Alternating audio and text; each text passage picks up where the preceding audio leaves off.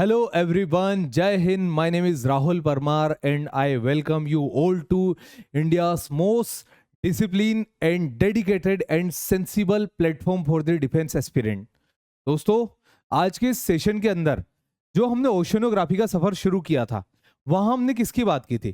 पहले हमने बात की थी ओशन के डीप में जितने भी रिलीफ फीचर्स हैं उनको डिस्कस किया था। उनको कंप्लीट करने के बाद हमने आगे उसी के अंदर किन चीजों की बात की थी?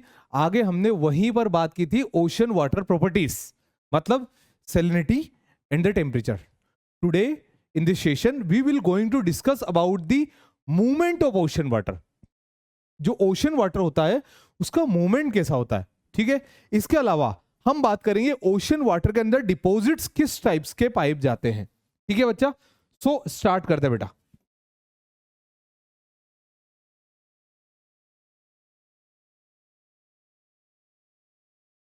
So today in this lecture we will going to cover the topic is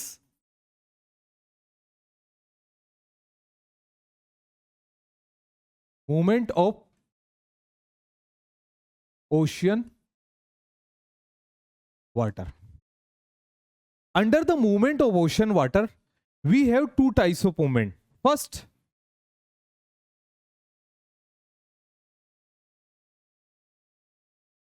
and second,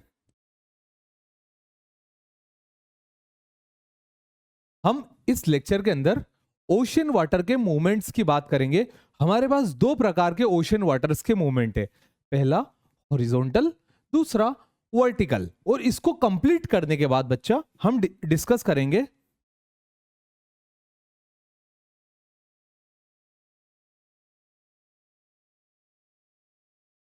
deposits in the oceans, कि ओशियंस के अंदर किस प्रकार का डिपॉजिट्स होता है। इन चीजों के बारे में हम यहां पर डिस्कस करेंगे। तो पहला मूवमेंट ऑफ ओशन वाटर, दूसरा हॉरिजॉन्टल एंड वर्टिकल मूवमेंट, और तीसरा डिपॉजिट्स इन द ओशियंस। इन चीजों के बारे में बच्चा हम इस सेशन के अंदर बात करेंगे, ठीक है। चलिए शुरू करते हैं। सबसे पहले बात करते हैं मूवमेंट ऑफ ओशन वाटर के बारे में, कि ओशन वाटर का मूवमेंट किस प्रकार का होता है। तो हमारे ओशन वाटर का मूवमेंट पहला होता है हॉरिजॉन्टली और दूसरा होता है वर्टिकली। हॉरिजॉन्टल का मतलब होता है ओशन वाटर कुछ इस तरह से चले, वो वर्टिकल का मतलब होता है ओशन वाटर कुछ इस तरह से चले। सो this is the vertical and this one is the horizontal. Horizontal में क्या होता बेटा?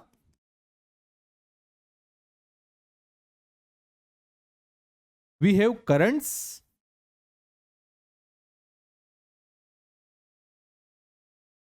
and wave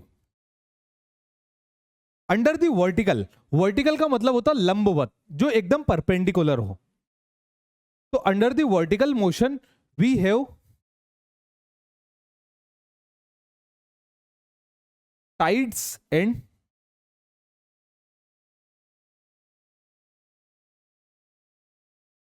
tsunami. अब टाइड्स को हम डिस्कस करेंगे और सुनामी को हम पहले डिस्कस कर चुके हैं।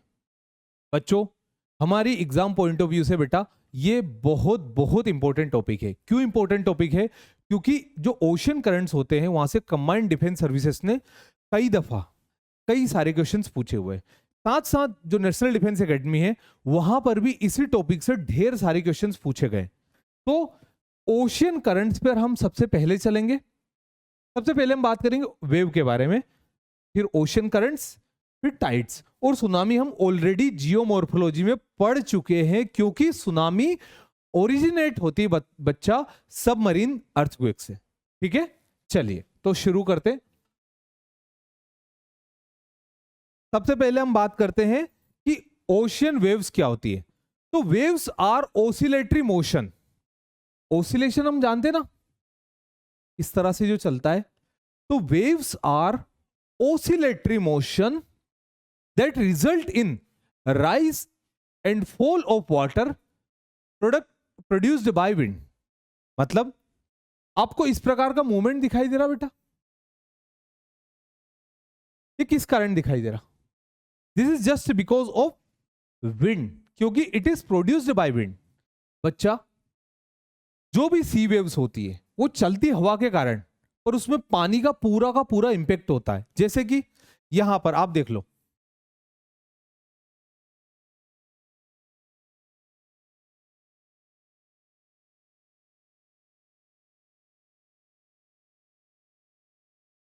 इसको विंड ने इंपैक्ट करके नीचे पुश किया, इसको विंड ने इंपैक्ट करके नीचे दबाया, एंड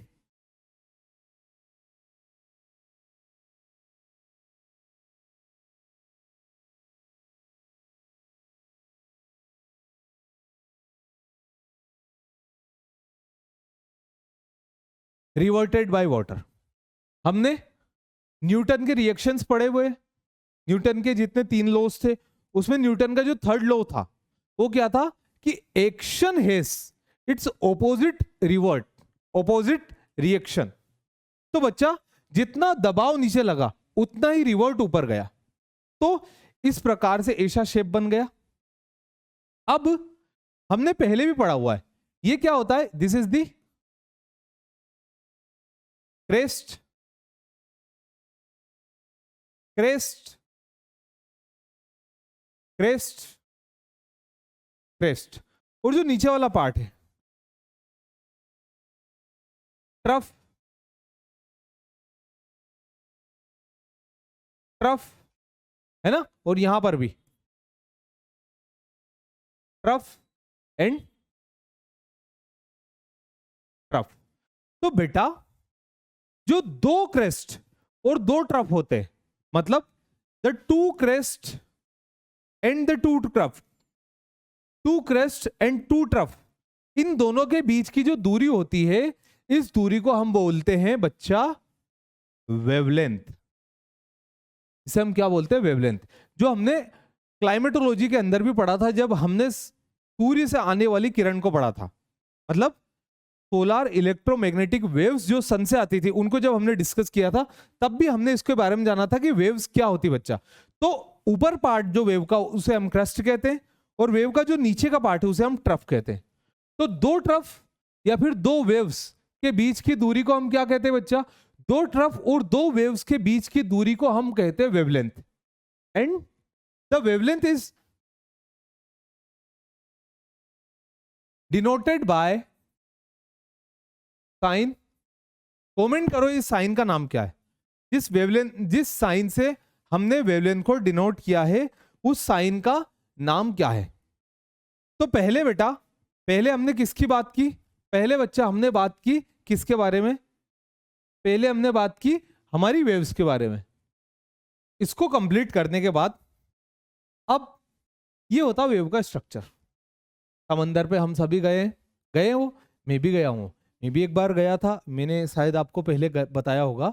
मैं 2018 में मेरे दोस्तों के साथ कहाँ गया था, ओशियन के पास। कौन सा ओशियन था, हिंद महासागर था, उसका पार्ट था अरेबियन सी। अरेबियन सी में बच्चा, जब मैं मेरे फ्रेंड्स के साथ पहुंचा तो मैंने क्या देखा, सबसे पहला जो मेरा डाउट था, क्या डाउट था कि एटलीस्ट समुद्र का पानी खारा तो होना चाहिए ना, क्योंकि मेरे घर वाले ने मुझे उस ट्रिप के पैसे नहीं दिए थे। मैंने क्या किया था बच्चा, अपना मोबाइल बेच करके मैं वहां गया था। जब मैं वहां पहुंचा उस जगह पर, तो मेरा एक ही इंटेंशन था कि मैं पता करूं ओशन का पानी खारा है, वेव्स है नहीं है। तो वहां पर एकदम सिमिलर टाइप ऑफ स्ट्रक्चर मुझे देखने को मिला था। तो इसी तरह से ओशन का पानी, जैसे बेटा मैंने आपको यहां दिखाया था कि वेव्स नीचे जाती है विंड्स के थ्रू, पानी उसको ऊपर भेजता है क्योंकि रिवर्ट है, ठीक है। तो विंड्स के थ्रू नीचे, पानी के थ्रू ऊपर, फिर नीचे, फिर ऊपर। ठीक उसी प्रकार मुझे ओशियन के अंदर यहां इस टाइप की वेव्स देखने को मिली थी, जिनको मैं बोलता हूं समुद्री तरंगे।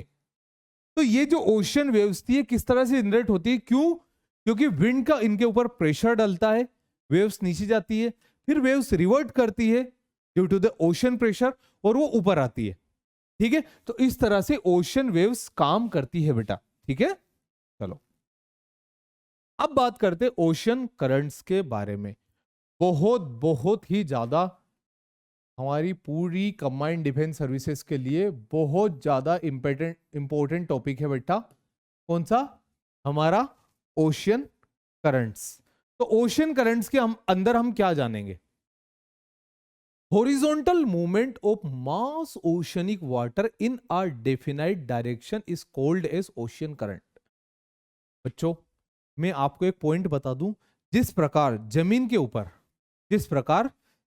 के ऊपर नदियां बहती है, वैसी ही नदियां अगर पानी के अंदर किसी पर्टिकुलर दिशा, किसी पर्टिकुलर डायरेक्शन के अंदर बहे तो उन्हें हम ओशियन करंट्स कहेंगे, मतलब समुद्री जलधारा। तो हॉरिजॉन्टल मूवमेंट, हॉरिजॉन्टल मतलब क्या होता है, ये वाला मैंने बताया था आपको, और वर्टिकल मतलब क्या होता है, ये वाला। तो हम ये वाले को तो डिस्कस कर ही नहीं रहे। तो horizontal movement of oceanic water in a particular direction, एक पर्टिकुलर, या तो ईस्ट से वेस्ट की तरफ होगा, या वो वेस्ट से ईस्ट की तरफ होगा,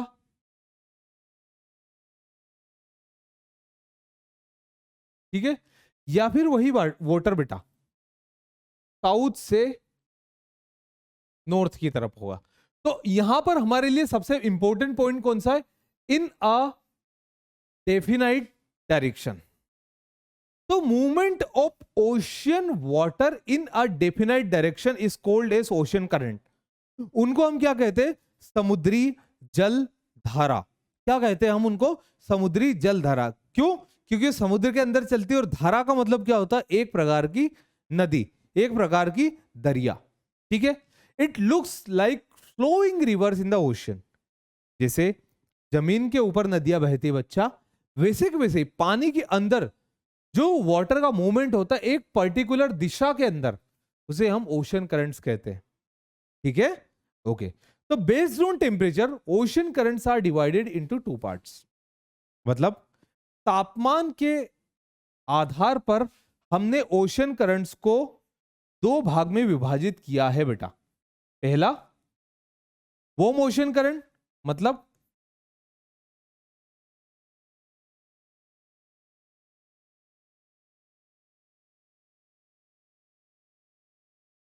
हाई टेम्परेचर, ठीक है, एंड कोल्ड ओशन करंट मतलब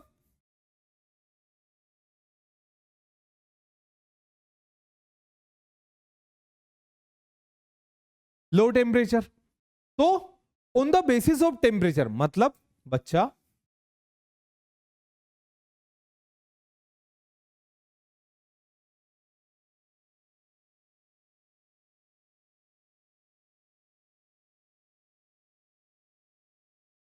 on the basis of temperature, तापमान के आधार पर मैंने ओशन करंट्स को दो पार्ट में विभाजित किया है।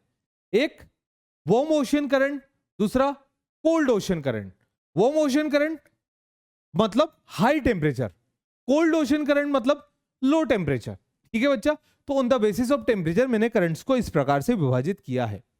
अब बेस्ड ऑन वेलोसिटी मतलब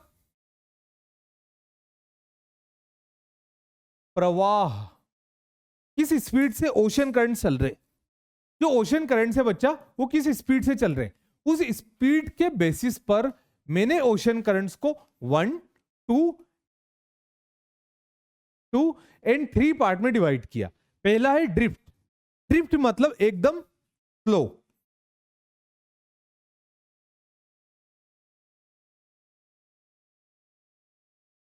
करंट मतलब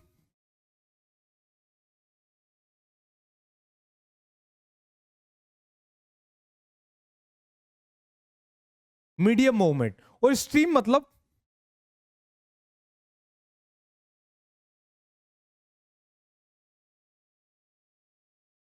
फास्ट मूवमेंट। तो बच्चा जो ओशन करंट एकदम स्लो तरह से मूव करते हैं उन्हें हम कहते हैं ड्रिफ्ट। वही ओशन करंट जो एकदम ना तो बहुत तेज चलते ना बहुत धीरे चलते उन्हें हम बोलते करंट्स। और जो ओशन करंट बहुत तेज चलते उन्हें हम कहते हैं फास्टेस्ट मूवमेंट, मतलब स्ट्रीम। तो स्ट्रीम फॉर एग्जांपल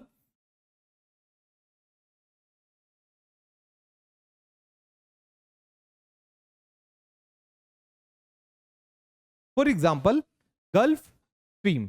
तो जो गल्फ स्ट्रीम होती है बच्चा वो एकदम तेजी से मूवमेंट करता है। तो on the basis of movement मतलब प्रवाह के बेसिस पर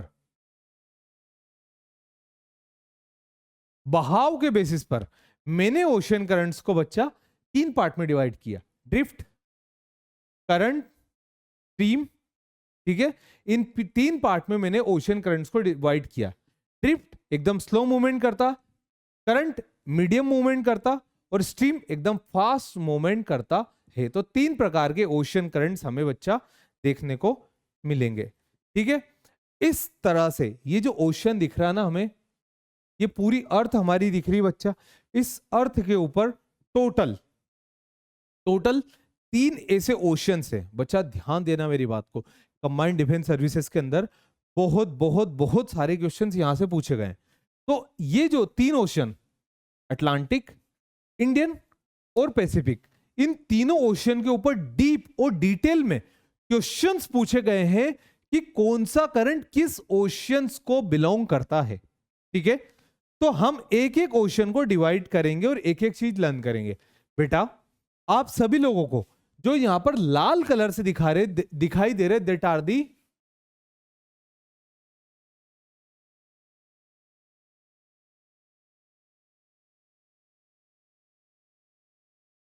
ओशियन करंट। कौन से?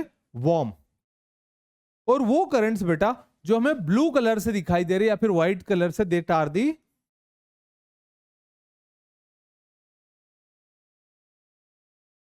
दी कोल्ड ओशियन करंट। जो ब्लू कलर से दिखाई दे रहे उन्हें हम कोल्ड ओशन करेंगे, करंट कहेंगे। और जो करंट्स हमें रेड कलर से दिखाई दे रहे बच्चा, उन्हें हम वार्म ओशियन करंट कहेंगे। ठीक है, तो on the basis of colours आपको करंट समझ में आया बेटा? ठीक है, सारे जो भी है, लाल कलर से वार्म जो इक्वेटर से चल रहे, और जो ब्लू कलर से हमें दिखाई दे रहे जो ऊपर से चल रहे, उन्हें हम कोल्ड या फिर कूल ओशन करंट्स कहेंगे। अच्छा, ओशन करंट्स को हमने समझा। अब हम जानते हैं कि इन ओशन करंट्स का ओरिजिन कैसे होता है। तो बच्चा ओशन करंट्स का ओरिजिन होता है प्रॉपर्टीज ऑफ ओशन वाटर से। मतलब हमारे ओशन वाटर के अंदर जो भी प्रॉपर्टीज होती है, पहली टेम्परेचर, लास्ट लेक्चर में जाना था मतलब, और दूसरी सैलिनिटी मतलब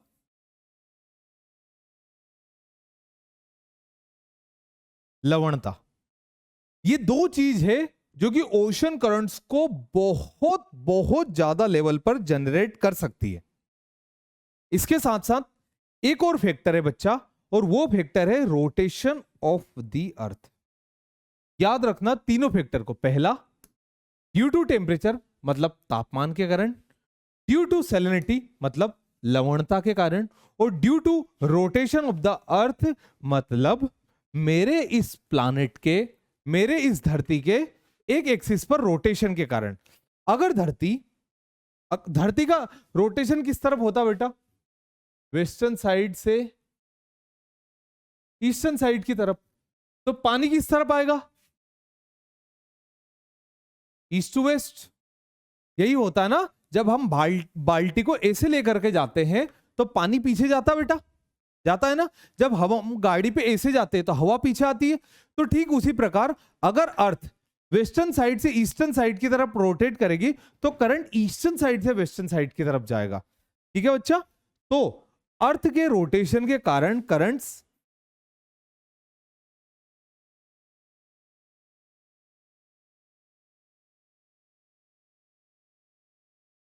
ईस्ट टू वेस्ट रोटेट करते हैं। अल्टीमेटली मैं आपको बताऊं तो पहला तो समुद्र का तापमान। समुद्र का तापमान से कैसे? मतलब बच्चा इतना समझो, यहां पर इसको मत देखना, ये ग्लास है पर इसको छुपा लिया मैंने अभी, है ना। यहां पर ये आपको red light red light red light दिख रही है। ये क्यों दिख रही है? क्यों क्यों दिख रही है? इधर समझो।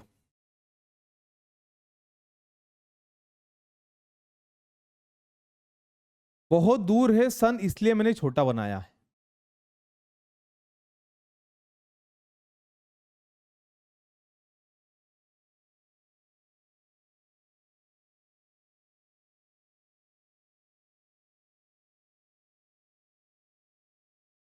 इस पे हम रहते हैं इसलिए हमने इसको बड़ा बनाया।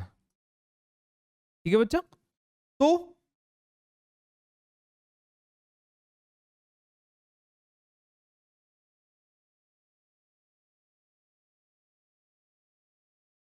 इस एरिया पर सूरज की किरण बहुत ज्यादा जाएगी। क्यों?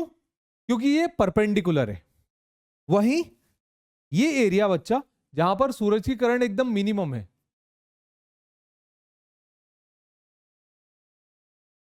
यहां पर क्यों कम जाएगी? क्योंकि सूरज की किरण यहां पर कैसी जा रही है?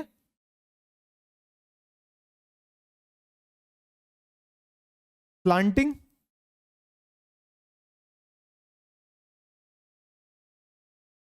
स्लांटिंग।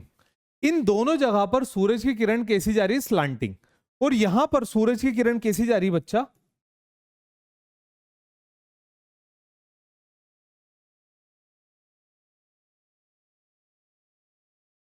परपेंडिकुलर। तो जिस जगह पर सनरेज परपेंडिकुलर जा रही है वहां पर तापमान ज्यादा होगा, यहां पर क्या होगा? टेम्परेचर ज्यादा। और जहां पर सनरेज वर्टिकल जा रही वहां पर तापमान क्या होगा? कम। तो मेरे पास ये कप है चाय का। अब मैं क्या पढ़ा रहा हूं आपको? इस तरफ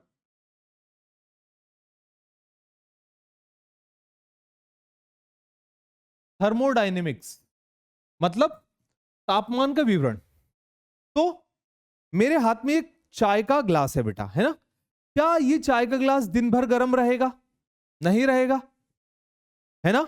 और अगर ये इसी ग्लास के अंदर आइस होती तो क्या दिन भर बर्फ जमी होती? नहीं होती, बिल्कुल नहीं होती ना। ठीक उसी प्रकार अर्थ चाहती है कि इस एक एरिया में तापमान ज्यादा ना रहे और इस एक एरिया में तापमान कम ना रहे। तो इस ज्यादा एरिया के तापमान को कम करने के लिए, इस ज्यादा एरिया के तापमान को कम करने के लिए क्या चलते हैं?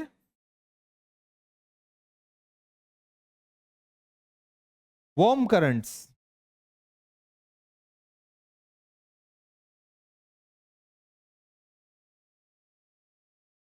ठीक है, क्या चलते हैं? इस ज्यादा तापमान को उस जगह पहुंचाने के लिए जहां तापमान कम है, क्या चलते हैं? Warm currents. ठीक है, अब यहां पर, कहां पर? जहां ऑलरेडी कम तापमान है वहां से उस तापमान को मेंटेन करने के लिए नीचे की तरफ चलते हैं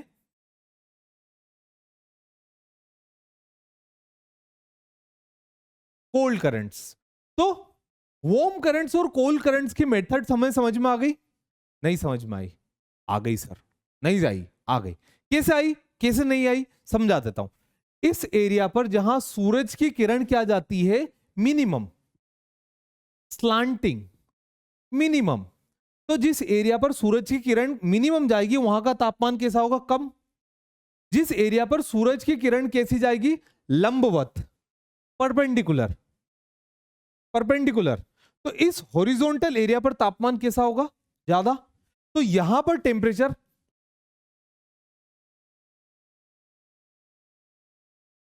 टेम्परेचर कैसा है होगा? यहां पर हाई। और जहां पर सूरज की किरण परपेंडिकुलर नहीं जाएगी वहां टेम्परेचर कैसा होगा?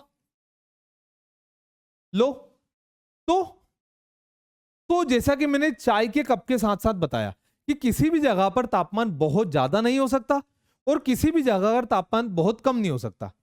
तो जहां का तापमान बहुत ज्यादा है वहां से पानी जाएगा उस जगह पर जहां पर तापमान कम है, और जहां का तापमान बहुत कम है वहां से पानी आएगा उस जगह पर जहां पर तापमान बहुत ज्यादा है। तो ये अर्थ है बेटा, इस अर्थ के ऊपर, इस अर्थ के ऊपर यहां से करंट्स जाते हैं ऊपर की तरफ इस वार्म वाटर को लेकर के। क्यों? क्योंकि ये सन के सामने, ये सन के सामने परपेंडिकुलर है। तो यहां से पानी कहां जाता? ऊपर की तरफ। कहां जाता? यहां पर। और यहां से पानी आता नीचे की तरफ। क्यों? क्योंकि ये कैसा है? कोल्ड वाटर, ठंडा पानी। क्यों? क्योंकि सन की रेस स्लांटिंग जा रही, तो स्लांटिंग रेस के कारण ये ठंडा पानी नीचे आता है कहां पर? इक्वेटर की तरफ। तो ठंडा पानी आएगा भूमध्य रेखा इक्वेटर की तरफ और गर्म पानी जाएगा कहां पर? आपका ध्रुव की तरफ। तो इस तरह से due to temperature current generate होते हैं। अब ये जो एरिया है यहां पर बर्फ पिघलेगी, और बर्फ पिघलने के कारण यह मीठा पानी उसके अंदर ऐड होगा, ठीक है, तो सैलिनिटी में चेंजेस आएगा। तो इसी सैलिनिटी को मेंटेन करने के लिए, इसी लवणता को मेंटेन करने के लिए करंट्स मूव करते हैं। हाँ जी सर, इतना भी समझ में आ गया? क्या क्या समझ में आ गया? पहला तापमान के कारण, दूसरा सैलिनिटी के कारण, और तीसरा अर्थ के रोटेशन के कारण। अर्थ के अगर मैं अर्थ हूं, मुझे देखो, अगर मैं अर्थ हूं और मैं ऐसे रोटेट कर रहा हूं तो पानी कैसे जाएगा? ऐसे जाएगा। अगर मैं वेस्ट टू ईस्ट जा रहा हूं तो पानी ईस्ट टू वेस्ट जाएगा। तो मेरे वेस्ट टू ईस्ट जाने के कारण पानी ईस्ट टू वेस्ट जाता है। मेरे वेस्ट टू ईस्ट जाने के कारण पानी वेस्ट टू ईस्ट जाता है, and that is just because of the rotation of the अर्थ। हमारी धरती के रोटेशन के कारण इस तरह के पानी का मूवमेंट होता है। ठीक है बच्चा? इसके अलावा क्या है? इसके अलावा प्रिवेलिंग विंड। प्रिवेलिंग विंड कैसे इंपैक्ट करती है? जैसे यहां पर कैसी हवाएं चलती है? Trade winds. Trade winds diagram बना दूं? हाँ जी सर बना दो। अब पुराने लेक्चर में चले जाओ। तो मैंने बच्चा क्या बताया था आपको कि ये है इक्वेटर, ये है 30 डिग्री, ये है इक्वेटर, ये 30 डिग्री। इस 30 डिग्री से विंड ऊपर की तरफ जाती, जिनको हम बोलते हैं वेस्टर्लीज। क्लाइमेटोलॉजी में चले जाना। जो विंड यहां से इस तरफ आती उनको हम क्या बोलते हैं?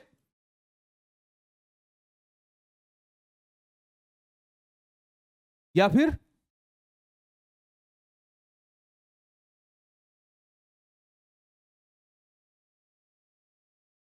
या तो ट्रेड विंड या फिर ईस्टर्लीज हम उनको बोलते हैं।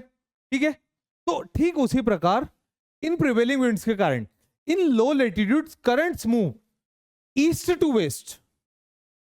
East to west in low latitude currents move east to west due to trade winds.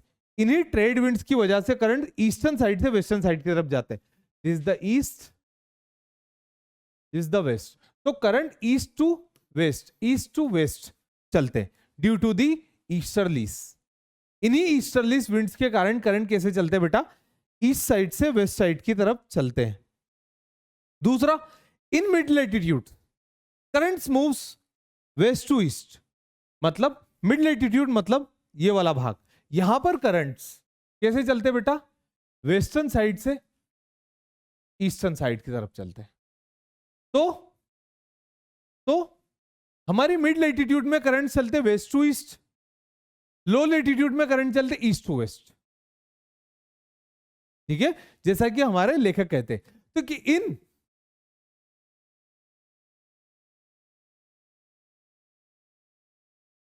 इन हवाओं के कारण, इन बहती हुई हवाओं के कारण करंट्स लो लेटीट्यूड में ईस्टर्न साइड से वेस्टर्न साइड की चलेंगे, और करंट्स हाई लेटीट्यूड में वेस्टर्न साइड से ईस्टर्न साइड की तरफ चलेंगे। ठीक है, वेस्टर्लीज के इंपैक्ट्स में। ठीक है, इसके बाद आता है configuration and shape of coastal line. अब करंट्स ऐसे चल रहे हैं ना, ये चल गए चल गए चल गए चल गए। अगर इनके सामने क्या आ गई? जमीन। तो क्या करंट्स जमीन पर चढ़ जाएंगे? गलत बात, नहीं चढ़ेंगे सर। तो फिर क्या होगा? अगर करंट्स जमीन पर नहीं चलेंगे तो करंट्स चलेंगे इन्हीं के पैरेलल। करंट्स चलेंगे इन्हीं के पैरेलल। तो मतलब बच्चा वो करंट्स जो यहां से यहां तक तो आया, ध्यान से देखना, जो करंट्स ऐसे यहां तक आया, ठीक है, आ गया। अब आने के बाद जैसे वो कोस्ट से टकराया, अब कोस्ट के ऊपर तो चढ़ नहीं सकता, तो क्या करेगा? इसी कोस्ट के पैरेलल वो चलना शुरू कर देगा।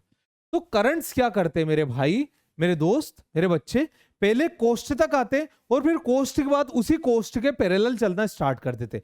मतलब इसी तट का कॉन्फ़िगरेशन, इसी तट का आकार इन्हीं करंट्स को इंपैक्ट करता है, इन्हीं करंट्स को अलग अलग रंग में, अलग अलग मूवमेंट में मूव करने के लिए मजबूर करता है। तो ओरिजिन ऑफ द करंट्स में क्या क्या देखा हमने? पहला, ओशन टेम्परेचर मतलब समुद्र का तापमान। दूसरा ओशन सैलिनिटी मतलब समुद्र की लवणता, तीसरा रोटेशन ऑफ द अर्थ मतलब अर्थ का ईस्ट वेस्ट टू ईस्ट घूमना तो करंट ईस्ट टू वेस्ट चलेंगे, और चौथा कॉन्फ़िगरेशन ऑफ कोस्टल लाइन। तो सीडीएस आपसे कैसे क्वेश्चन पूछेगा, कंबाइंड डिफेंस सर्विसेज आपसे इसी पॉइंट के ऊपर क्वेश्चन पूछेगा कि इनमें से कौन सा स्टेटमेंट गलत है, इनमें से कौन सा स्टेटमेंट गलत है। पहला, currents move due to the temperature, currents move, लिख देता हूं मैं, करेक्ट आंसर आप लोगों को देना है, विच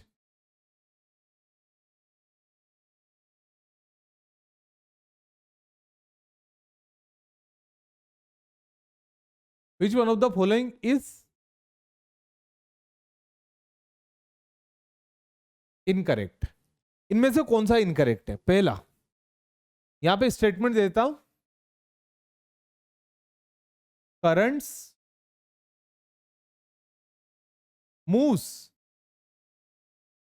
ड्यू टू, करंट्स जो होते हैं किसके कारण मूव करते, पहला पॉइंट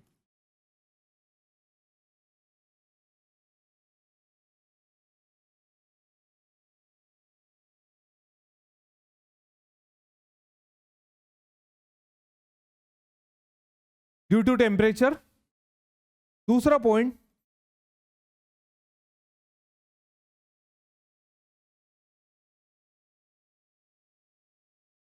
सैलिनिटी, तीसरा point due to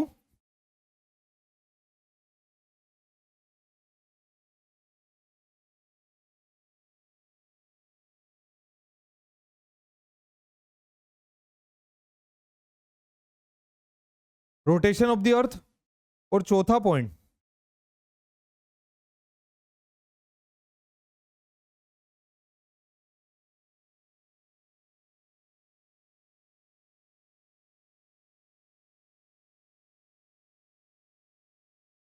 due to revolution of the earth. अब अगर कंबाइंड डिफेंस सर्विसेज मतलब सीडीएस ने क्वेश्चन पूछ लिया तो हमारा आंसर क्या होगा, पहला ड्यू टू टेम्परेचर मतलब तापमान के कारण, ड्यू टू सैलिनिटी मतलब खारेपन के कारण, ड्यू टू रोटेशन मतलब अपनी एक्सिस पर अर्थ के घूमने के कारण, और ड्यू टू रिवॉल्यूशन मतलब धरती के सूरज के अराउंड घूमने के कारण।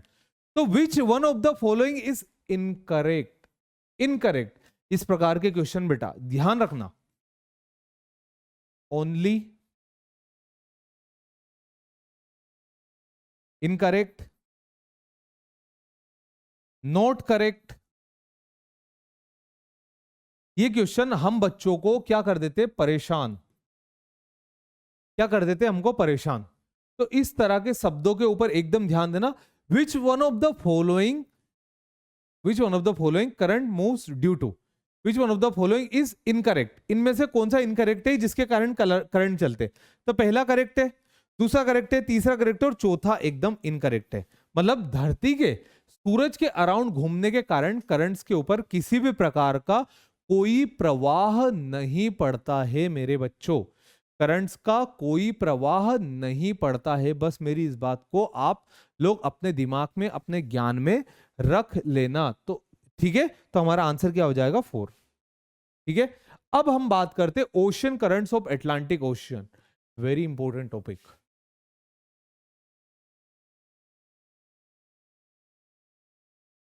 किसके लिए, कंबाइंड डिफेंस सर्विसेज के लिए बहुत बहुत बहुत ही ज्यादा इंपॉर्टेंट टॉपिक है बच्चा ये। तो इसको कैसे लर्न करें मैं बता देता हूं आपको बच्चा, है ना, यहां पर समझ लो। थोड़ा पीछे जाता हूं, अब यहां से नोट्स बनाना शुरू करता है ना। ये एक ओशन समझा रहा हूं, है ना, इस एक ओशन से मेथड समझ लेना। इस एक ओशन से क्या समझना हमको, मेथड। ये कौन सा ओशन है हमारा, जो एस शेप में, मुझे बता दो जल्दी से, मैं गलत हो जाऊं तो उससे पहले मुझे बता दो कि कौन सा ओशन है मेरा जो एस शेप में बना हुआ है। तो सर हमारा एक ओशन है जो एस शेप में बना हुआ, दैट इज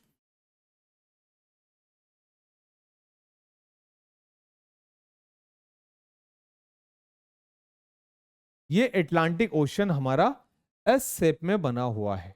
ठीक है, ओके। तो ये क्या हो गया आपका?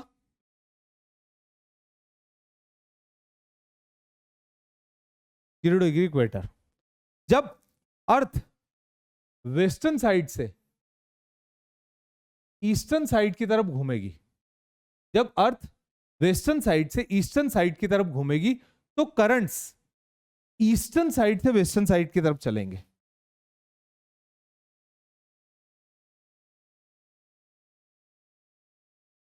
जब अर्थ वेस्ट टू ईस्ट घूमेगी, तो करंट ईस्ट टू वेस्ट चलेंगे। मतलब अगर मैं धरती को ऐसे घुमाऊंगा, ऐसे, तो पानी ऐसे घूमेगा जो धरती के ऊपर है। तो करंट, जब मैं अर्थ मेरी ऐसे ऐसे घूमेगी, तो करंट ईस्टर्न साइड से वेस्टर्न साइड की तरफ जाएगा। यहां गया, यहां टकराया, अब ये गर्म पानी ऊपर जाएगा। कहां पर? पोल पर। थर्मोडायनेमिक्स, गर्म पानी पोल पर जाएगी और पोल का ठंडा पानी नीचे आएगा।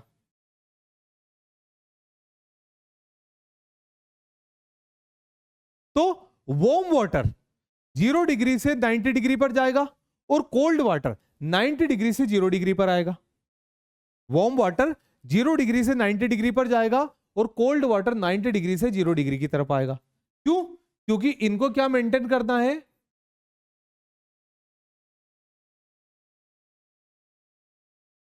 मतलब मेरी ये चाय बच्चा, ये क्या पूरे दिन गर्म रहेगी? नहीं रहेगी। इसकी गर्मी, इस चाय की ये गर्मी इस ठंडे इलाकों को देगी और ये ठंडा इलाका अपनी ठंडक इस चाय को देगा। इस तरह से ये चाय मेंटेन रहेगी। तो क्या मेरा कहना है आपसे बच्चा? मेरा कहना है आपसे कि गर्मी इस ठंड को जाएगी और ये ठंड इस गर्मी को आएगा। इस तरह से currents move move move and move करते रहेंगे। ठीक है? ठीक है, ओके। तो अब हम जानते एक एक ओशन का करके। सबसे पहले हम बात करते हैं कौन से करंट के बारे में? अटलांटिक ओशन के करंट के बारे में। नोट करो, यहीं से लिखना शुरू करो। कहां का बता रहा हूं मैं आपको? North Atlantic current. तो नॉर्थ अटलांटिक करंट में क्या होता बच्चा? ये करंट चला, इस करंट का नाम है नॉर्थ इक्वेटोरियल करंट। मतलब इक्वेटर के नॉर्थ में चल रहा, तो इक्वेटर कहां होगा? This is equator.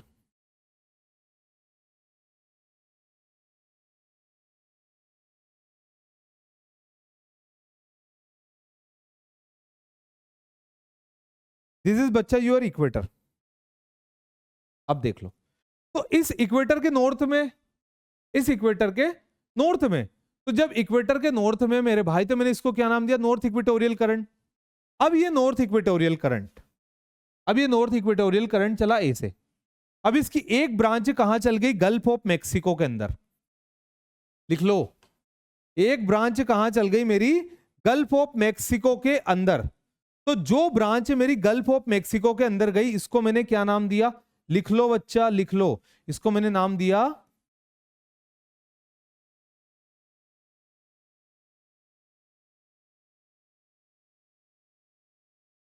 जो ब्रांच मेरी गल्फ ऑफ मेक्सिको के अंदर गई उसे मैंने नाम दिया फ्लोरिडा करंट।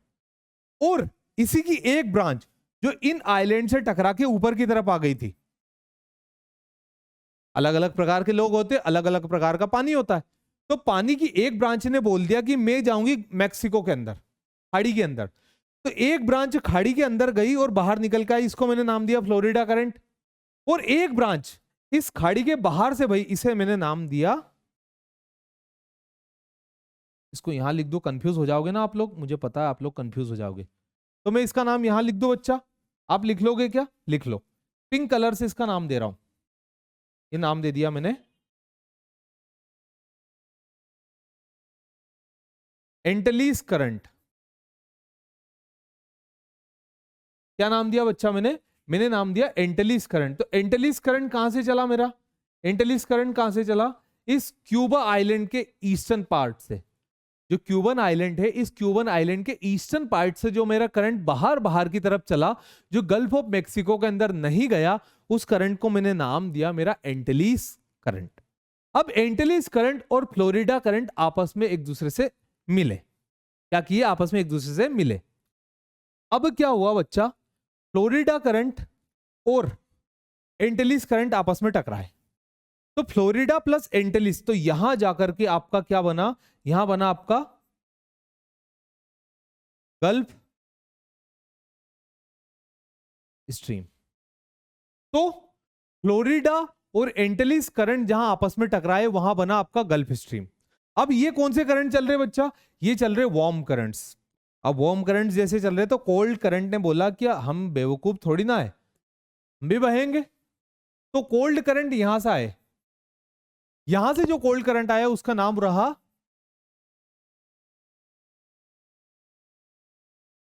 लेब्राडोर, जिस प्रजाति का एक हमारा डॉग भी होता है। मैं इसको थोड़ा सा नाम आपको उसमें कर देता हूं ताकि अच्छी उसमें दिख जाए आपको।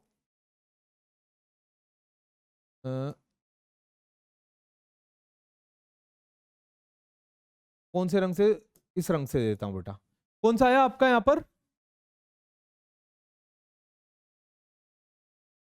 लेब्राडोर। कहां से, ऊपर से। ये कौन सा करंट है, कोल्ड करंट। वाई, क्योंकि ये पोल से आ रहा है। जो करंट पोल से आ रहा है वो कौन सा करंट होगा बच्चा, वो होगा आपका कोल्ड करंट। कैसा करंट होगा आपका, वो होगा कोल्ड करंट। तो कोल्ड करंट ऊपर से नीचे की तरफ आ रहा, वार्म करंट नीचे से ऊपर की तरफ जा रहा। वार्म करंट नीचे से ऊपर की तरफ जा रहा है और कोल्ड करंट ऊपर से नीचे की तरफ आ रहा। तो कोल्ड करंट मतलब ठंडा पानी जो ऊपर से नीचे की तरफ आ रहा, और वार्म करंट्स मतलब जो गर्म पानी नीचे से ऊपर की तरफ जा रहा। इतना समझ में आ गया, इतना तो क्लियर हो गया। बट जो ग्रीनलैंड के ईस्टर्न साइड में जो करंट चलेगा इसे हम नाम देंगे ईस्ट ग्रीनलैंड करंट। तो ईस्ट ग्रीनलैंड करंट कहां से चलेगा, ग्रीनलैंड के ईस्ट से, पर आएगा कहां से, पोल से। तो ये करंट और ये करंट, ये दोनों करंट्स आएंगे पोल से ऊपर।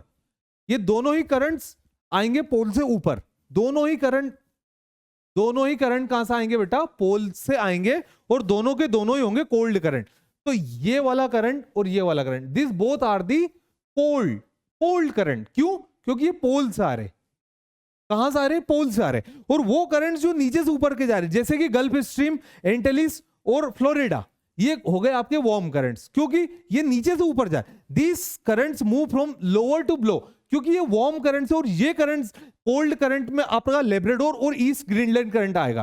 तो ईस्ट ग्रीनलैंड और लेब्राडोर करंट आपका ऊपर से नीचे की तरफ आ रहा है, और आपका गल्फ स्ट्रीम, फ्लोरिडा करंट और एंटेलिस करंट आपका नीचे से ऊपर की तरफ जा रहा है।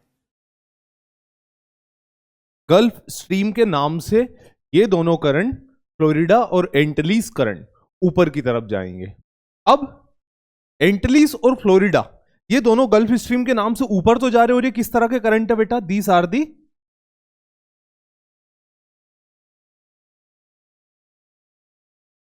Warm currents. तो वार्म करंट्स ऊपर चले, और ऊपर से कौन सा करंट आ रहा, लेब्राडोर और ईस्ट ग्रीनलैंड करंट। ये दोनों, ये लेब्राडोर और ईस्ट ग्रीनलैंड करंट साथ ही साथ नीचे से गल्फ स्ट्रीम, ये इस जगह पर टकरा जाएंगे। यहां पर क्या नाम होगा इस जगह का,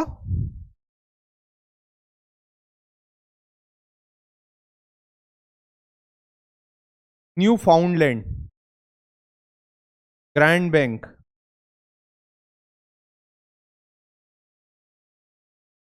इस जगह का नाम क्या होगा, Newfoundland island, grand bank. ये जो जगह है, this region is rich in fishing. Fishing के लिए ये बहुत बढ़िया जोन होता है। क्यों, क्योंकि एक तरफ से वार्म करंट, एक तरफ से कोल्ड करंट। कोल्ड और वार्म करंट जब आपस में आकर के टकराते हैं, तो इस लूपवार्म वाटर में, इस कुनकुने पानी के अंदर बहुत ही अच्छे तरीके से फिशिंग की जा सकती है। ठीक है बेटा, getting my point, okay sir. फिर यहां से ये करंट, यहां पर कौन सी विंड चलती है, कौन सी विंड चलती है बेटा, वेस्टर्ली विंड चलती है। तो इस वेस्टर्ली विंड के इन्फ्लुएंस में ये करंट चलेगा ईस्टर्न साइड, यहां पर। ठीक है, ऐसे गया, इसकी एक ब्रांच चली गई कहां, आर्कटिक सी के अंदर। क्यों? क्योंकि इसको साइकिल कंप्लीट करना, वार्म वाटर को वहां पर डिस्चार्ज करना, और ये जो मिला था इसकी एक साइकिल आ गई नीचे। ठीक है, तो जो करंट नीचे की तरफ आया इसका नाम हो गया कैनेरी करंट।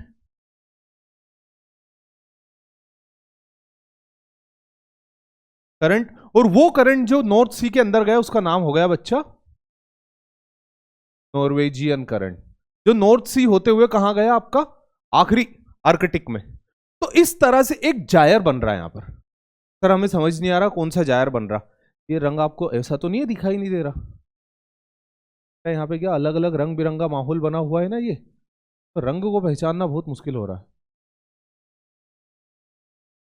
अब दिख रहा है ना, ये आपका कैनेरी।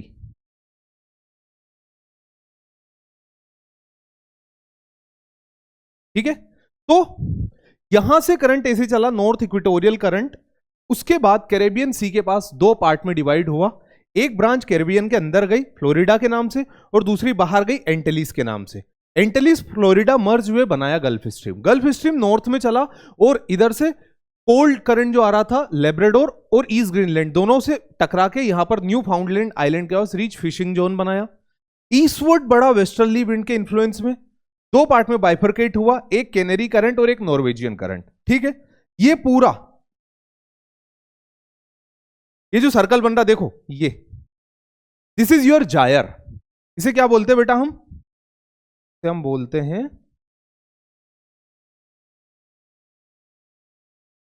जायर। ठीक है,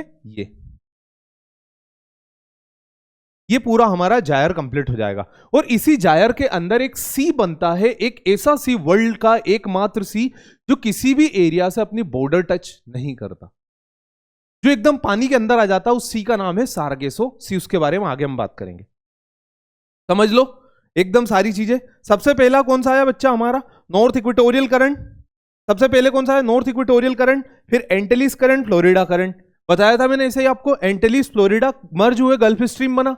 गल्फ स्ट्रीम से ऊपर गया तो लेब्राडोर करंट और ग्रीनलैंड करंट दोनों टकराए यहां पर। जब यहां पर टकराए इस एरिया के पास, तो ग्रैंड बैंक में क्या बना,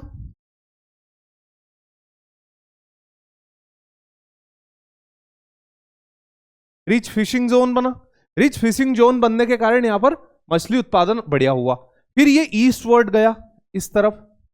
ठीक है, तो नॉर्थ अटलांटिक ड्रिफ्ट नाम से बना, नॉर्थ अटलांटिक ड्रिफ्ट नाम से ईस्टवर्ड आगे बढ़ा, नॉर्थ अटलांटिक ड्रिफ्ट के नाम से ईस्टवर्ड गया। एक ब्रांच नॉर्वेजियन करंट बनके कहां चली गई आपकी, नॉर्वे होते हुए आर्कटिक ओशन में, और वहीं दूसरी ब्रांच कैनेरीज बनके नीचे आ गए और जायर बना दिया। ये क्या बन गया, जायर। और इस जायर के अंदर एकमात्र ऐसा सी जो किसी भी सी से अपनी बॉर्डर टच ना करे, उसे हमने क्या नाम दिया, सार्गेसो सी। ठीक है, अलग अलग जो भी करंट्स है उन सारे करंट्स को मैं आपको सेपरेटली समझा दूंगा, नाम के हिसाब से उनको किस तरीके से ध्यान में रखा जाता है। यहां तक बात समझ में आ गई बेटा जी? ठीक है सर जी। अब ये जो नॉर्वेजियन करंट है इसे कहा जाता है ब्लैंकेट ऑफ यूरोप।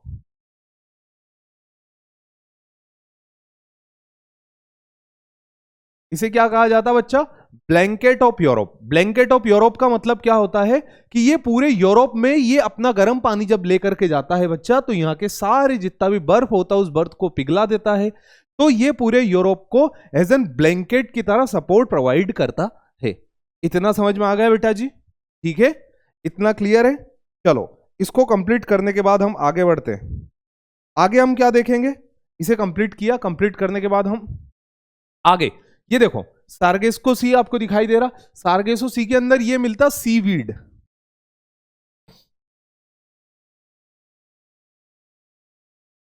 सार्गेसो सी के अंदर क्या मिलता हमें, ये सीवीड मिलता है, और इसी सीवीड को हम बोलते हैं, ये जो सीवीड है इसका नाम है सार्गेसो। तो इसी सार्गेसो के नाम से सार्गेस्को सी नाम दिया गया है, जो यहां इस समंदर में पाया जाता है। ठीक है बच्चा जी, चलिए सर अब साउथ अटलांटिक की बात कर ले। नॉर्थ अटलांटिक तो मैंने आपको समझा दिया, तो similar like north Atlantic we have a current जिसका नाम हो जाएगा आपका साउथ अटलांटिक ओशियन करंट। बता दो, जैसा ऊपर क्या था, नॉर्थ अटलांटिक ओशन करंट था, नीचे हो गया साउथ अटलांटिक ओशन करंट। यहां चला ब्राजील की ईस्टर्न कोस्ट पर, तो इसका नाम हो गया ब्राजीलियन करंट। इसका नाम हो गया ब्राजीलियन करंट। ठीक है, ब्राजीलियन करंट यहां तक आया। फिर इस तरफ से एक और करंट आ रहा था, कोल्ड वाटर भी तो ऊपर जाएगा ना, तो कोल्ड वाटर को मैं व्हाइट कलर से बता देता हूं, है ना। कोल्ड वाटर ऊपर की तरफ गया, तो कोल्ड वाटर का नाम था फोकलैंड। फोकलैंड, तो फोकलैंड करंट और ब्राजीलियन करंट आपस में टकराए और ऐसे चलने लग गए वेस्टर्ली विंड के इन्फ्लुएंस में। कौन सी विंड के इन्फ्लुएंस में? वेस्टर्ली विंड के इन्फ्लुएंस में वैसे चलने लग गए, और नाम क्या हो गया उसका? नाम हो गया वेस्ट विंड ड्रिफ्ट।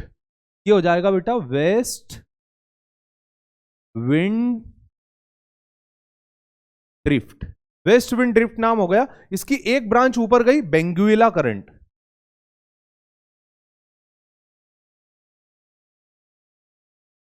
एक ब्रांच ऊपर गई बेंगुएला करंट, और बेंगुएला करंट इसमें जाकर के मिलके जायर कंप्लीट। ठीक है, तो ये हमारा साउथ अटलांटिक ओशन हो गया। साउथ अटलांटिक ओशन में क्या जान लिया? ब्राजील, ब्राजील से मिला Falkland, Falkland waste wind drift के इन्फ्लुएंस में ईस्टवर्ड चला, बेंगुएला करंट से टकराया, बेंगुएला करंट नॉर्थवर्ड गया, साउथ अटलांटिक ओशन करंट में जाकर के मिल गया, और एक जायर पूरा उसने कंप्लीट कर लिया। ठीक है, ये देखो साउथ इक्वेटोरियल करंट बेटा, फिर नीचे गया ब्राजीलियन करंट, तो Brazil current south equatorial current collide with each other and Falkland current collide with one another. कौन कौन सा? Brazil current and Falkland current. And in the influence of easterly wind, वो western side से eastern side flow करना शुरू कर गया। Western side से ईस्टर्न साइड उसने फ्लो करना शुरू किया, और शुरू करने के बाद उसने इससे क्या ऊपर गया एक ब्रांच, क्या नाम बना? Benguela current. तो एक ब्रांच जो ऊपर गई उसका नाम बन गया बेंगुएला करंट, और एक ब्रांच नीचे होते होते निकल गई। एक ब्रांच जो ऊपर गई नाम क्या बना उसका बच्चा जी? बेंगुएला करंट बना। बेंगुएला करंट ऊपर गया, ऊपर जाने के बाद वो इससे मर्ज हो गया, यहां से गया ऊपर और ऊपर मर्ज हो गया किससे? साउथ इक्वेटोरियल करंट से, और पूरा जायर कंप्लीट कर दिया। तो ये हो गया साउथ अटलांटिक ओशन जायर। ठीक है, इससे रिलेटेड क्वेश्चन, ये क्वेश्चन एनडीए ने पूछा था 2016 में। तो which one of the following sea without having coastline? बड़ा ही प्यारा क्वेश्चन है कि कौन सा ऐसा सी है जिसकी कोई भी कोस्टल लाइन नहीं है। तो ऐसा कौन सा सी है हमारा? क्या नाम है बेटा?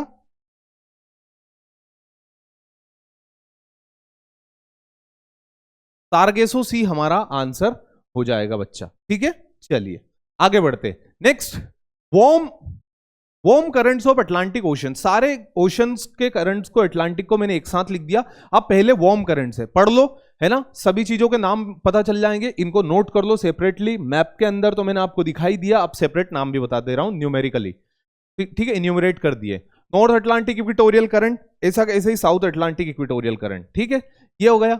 एंटिलीज current, Florida current, Gulf Stream, ये दोनों मिला के ये बनाएंगे।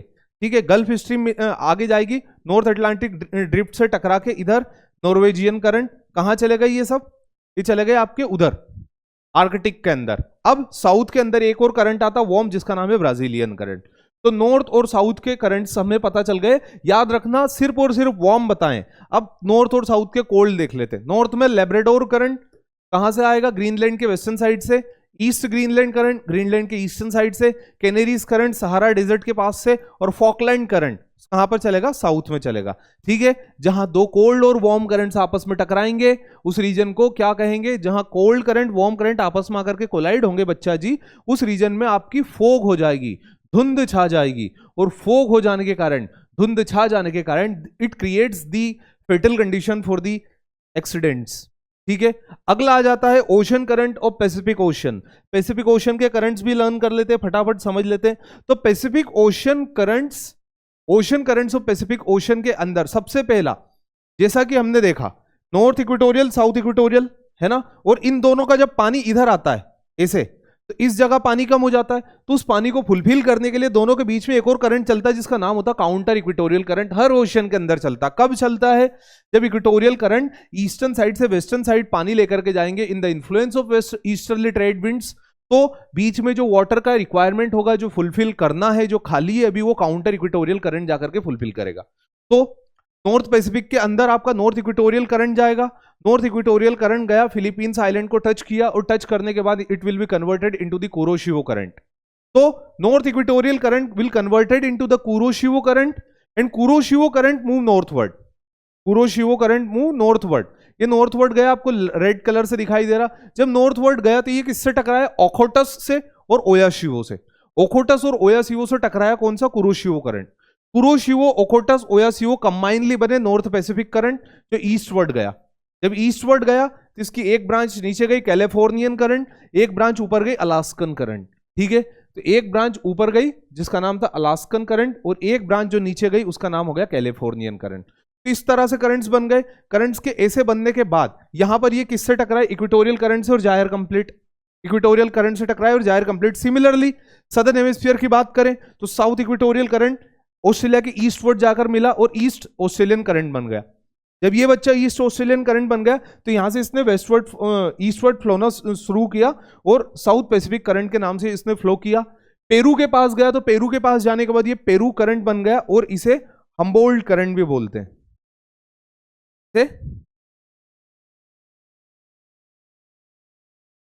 हम्बोल्ट करंट भी बोलते हैं या फिर एल नीनो करंट। एक वो करंट जो एल नीनो और लानीना की कंडीशन जनरेट करता है, वो पेरुवियन हम्बोल्ट करंट हमारा बन गया। ठीक है, यहां तक क्लियर हो गया। ओके बेटा जी, एक बार देख लें। हाँ बता दो सर, ये हो गया। जल्दी जल्दी लिखूंगा मैं, समझ जाओ। North equatorial current,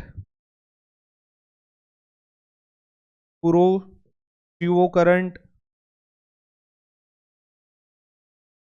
Okhotsk current, Oyashio current. टकरा जाओ आपस में, टकरा गए current. North Pacific current, NPC मतलब नॉर्थ पैसिफिक करंट। इधर आ गया अलास्कन करंट, गया कैलिफोर्नियन करंट, जायर कंप्लीट। ठीक है, तो ये करंट्स का एक स्ट्रक्चर बना। 5-6 बार अगर आप इसे देखोगे तो सिमिलरली आपको भी वैसे लर्न हो जाएगा जैसे ये मुझे हुआ है। साउथ की बात कर लें, सिमिलरली फटाफट चला दे। ये हो गया आपका south equatorial current, east Australian current, south Pacific current. ठीक है, यहां गया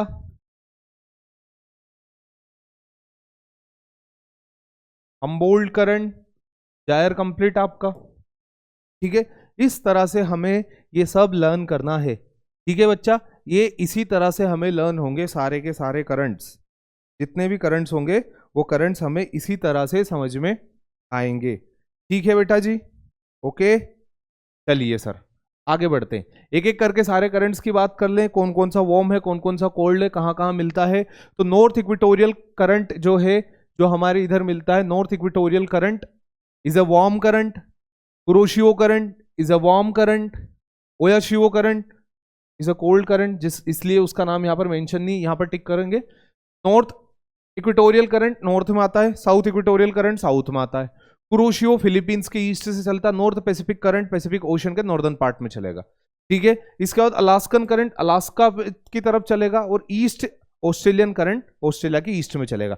these are the warm currents बच्चा, जो भी थे these are the warm currents. Gulf stream क्या है, क्वेश्चन मार्क आप सभी लोगों के लिए। क्या गल्फ कंट्री में बहने वाली एक नदी है, क्या किसी समुद्री जलधारा ओशन करंट का नाम है, सेकंड थर्ड ऑप्शन भी सेम है, और चौथा ऑप्शन है अ लोकल विंड, किसी प्रकार की स्थानीय हवा है क्या। तो आपको कमेंट करके आंसर देना बेटा, गल्फ स्ट्रीम क्या है और कहां चलता है।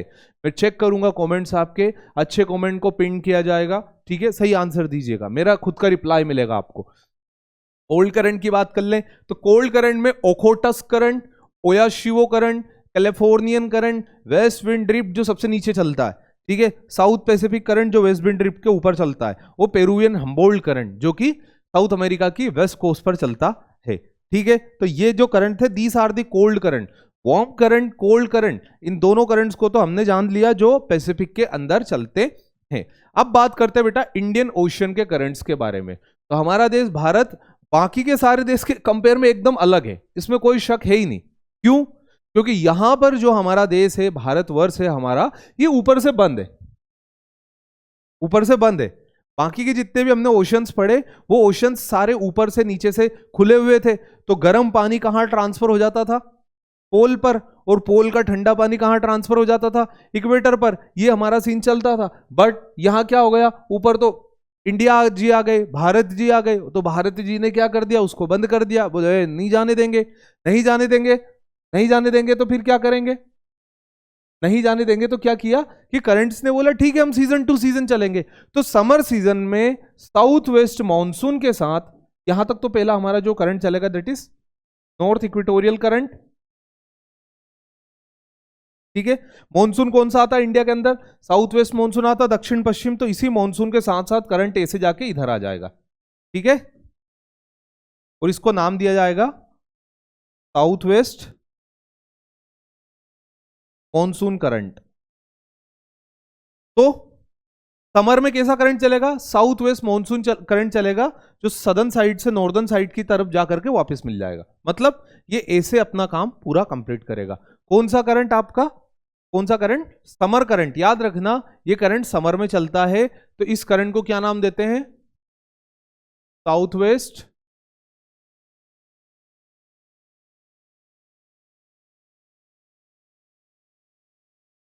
Monsoon current. फिर विंटर में क्या होगा, विंटर में इंडिया के ऊपर बन जाता हाई प्रेशर, तो हवाएं इंडिया से बाहर जाती है, तो विंटर में इंडिया से जो करंट चलेगा जो नीचे की तरफ आएगा उसका नाम होगा, कौन सा मॉनसून आता है विंटर के टाइम पे जिससे तमिलनाडु में बारिश होती है, गधो बताओ, उसका नाम हो जाएगा north east monsoon current. North east monsoon current चलना शुरुआत हो जाएगा। तो ये जो टाइम होता है ना बेटा विंटर का, विंटर के टाइम पे कौन सा चलता है पहले तो लिख लो,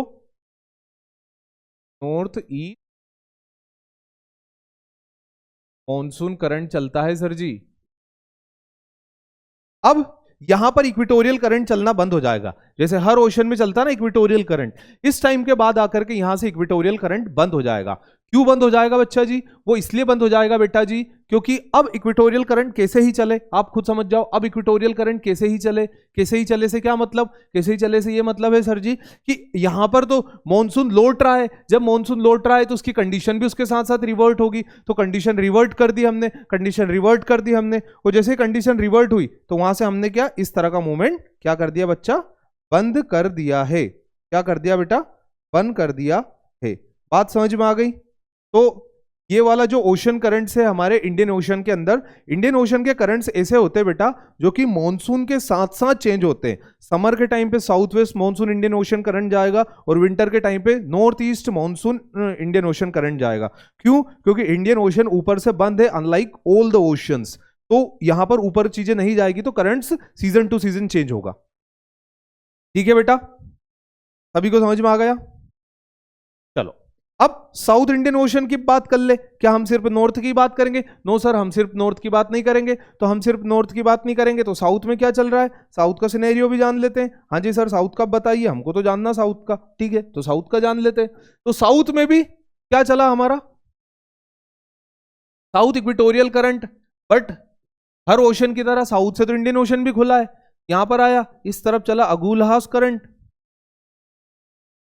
इस तरफ गया मोजाम्बिक करंट, यहां से इस तरफ आया in the name of waste wind drift जो साउथ में चल रही है, यहां बन गया waste Australian current.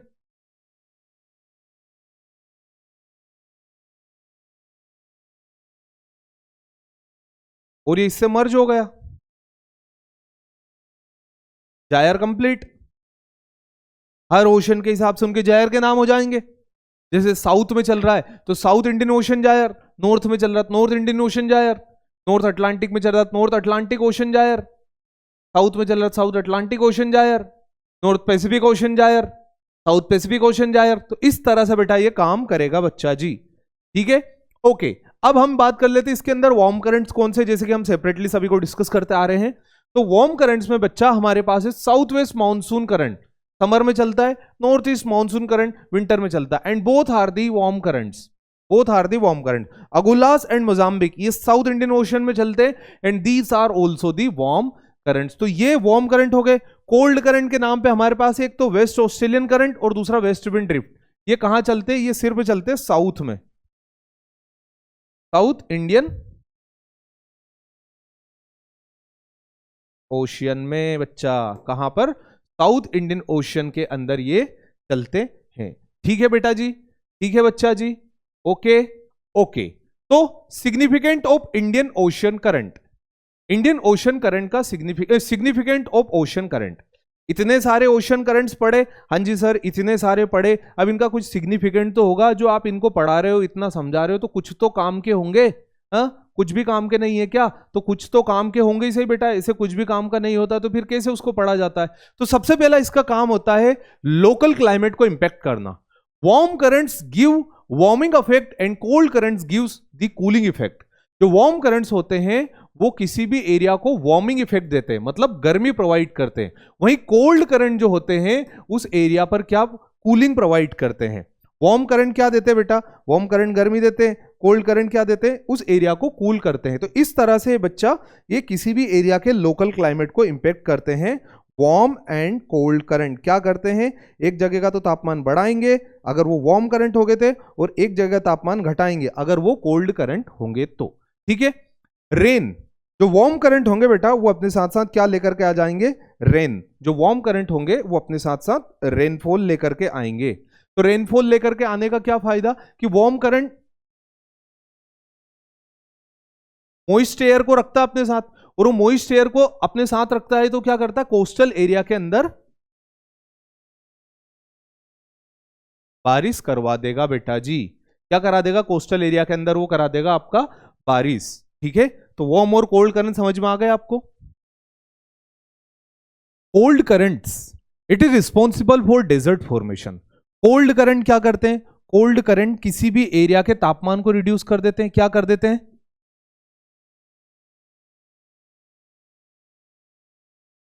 Temperature decrease. जब टेम्परेचर डिक्रीज हो जाएगा किसी भी जगह पर तो क्या बन जाएगा? High pressure. और हाई प्रेशर में कभी आज तक बारिश हुई है? आज तक बारिश नहीं होती हाई प्रेशर में। तो इसीलिए जब जब हाई प्रेशर में बारिश नहीं होती है, टेम्परेचर रिड्यूस हो जाता है, तो कोल्ड करंट रिस्पॉन्सिबल होते हैं डेजर्ट फॉर्मेशन के लिए। मतलब मरुस्थल के निर्माण के लिए कोल्ड करंट्स जो होते हैं बेटा वो रिस्पॉन्सिबल होते हैं। ठीक है बच्चा, आ गई बात समझ में? Okay. Next, fishing ground. Rich fishing ground हमें कोल्ड करंट से देखने को मिलता है और वार्म करंट से। जहां कोल्ड और वार्म करंट आपस में आकर के टकराते हैं उस एरिया पर रिच फिशिंग ग्राउंड बनता है। कहां पर है? मैंने आपको दो जगह बताई। एक आपका हो जाएगा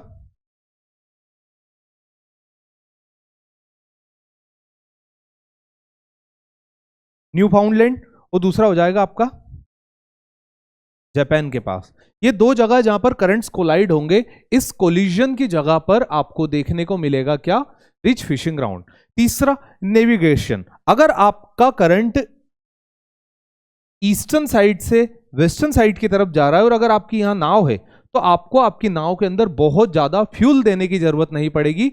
आपकी नाव खुद ब खुद तेजी से चलेगी ईस्ट टू वेस्ट। ठीक है। ईस्ट टू वेस्ट नेविगेशन आपका फुल फ्लेजेडली फास्ट होगा। तो ओशन करंट इसके लिए हेल्पफुल होते हैं। ये था बेटा ओशन करंट का सिग्निफिकेंट। मेरे ख्याल से आपको ओशन करंट का प्रॉपर सिग्निफिकेंट समझ में आ गया होगा कि किस लिए ओशन करंट्स रिस्पॉन्सिबल होते हैं, जरूरी होते हैं। ठीक है। इसके बाद ओशन करंट्स को कंप्लीट किया हमने, समुद्री जलधारा। दोस्तों यहां से बहुत बहुत सारे क्वेश्चन कंबाइंड डिफेंस सर्विसेज ने कई बार पूछे गए हैं। ठीक है। क्वेश्चन और भी आते हैं, जैसे स्ट्रेट्स क्या होता है, स्थेमस क्या होता है, अलग अलग स्ट्रेट्स के नाम, ये सब हमें यहीं पर देखने को मिलते हैं। इसके अंदर, किसके अंदर? क्लाइमेटोलॉजी ओशनोग्राफी के अंदर। आगे जो सेशन होगा उसके अंदर हम स्ट्रेट्स की भी बात करेंगे। ठीक है। तो periodically rise and fall of sea water is known as tides. Periodically sea water का राइज होना और फॉल होना टाइड्स कहलाता है। Periodically rise and fall of sea water is termed as tides, उसे टाइड्स कहते हैं। और ये किस कारण होता है? It is due to the gravitational pull of moon and sun. Sun और मून जो इसको अपनी तरफ पुल करते हैं, पुश करते हैं, उसके कारण टाइड्स जनरेट होती है, जिसे हम ज्वार भाटा भी कहते हैं, जिसकी साइंटिफिक स्टडी को हम टाइडोलॉजी कहते हैं बच्चा। इस ज्वार भाटा की साइंटिफिक स्टडी को हम क्या कहते हैं? टाइडोलॉजी। सो यहां पर इस तरह से आगे बढ़ेंगे। अब यहां पर देखिए, ये क्या है बेटा? मून। तो मून ने क्या लगाया अर्थ के ऊपर?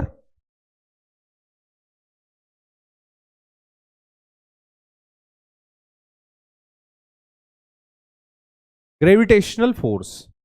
मून ने क्या लगाया अर्थ के ऊपर, ग्रेविटेशनल फोर्स, और अर्थ ने अपने रिवर्ट में क्या दिया,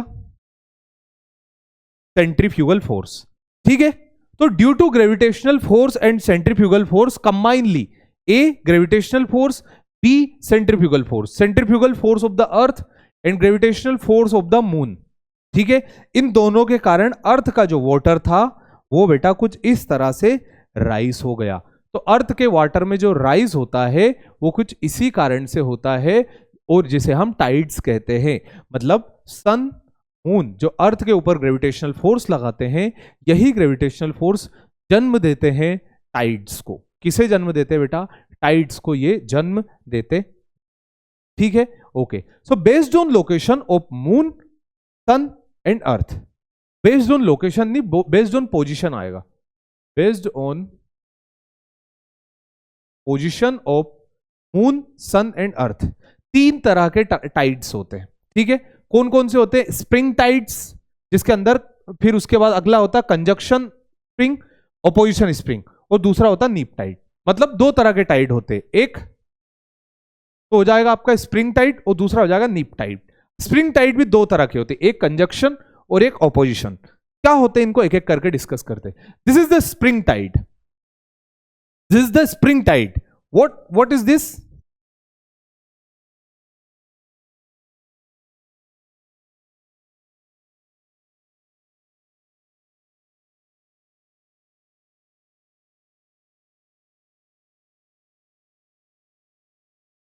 कौन से एंगल पे है तीनों,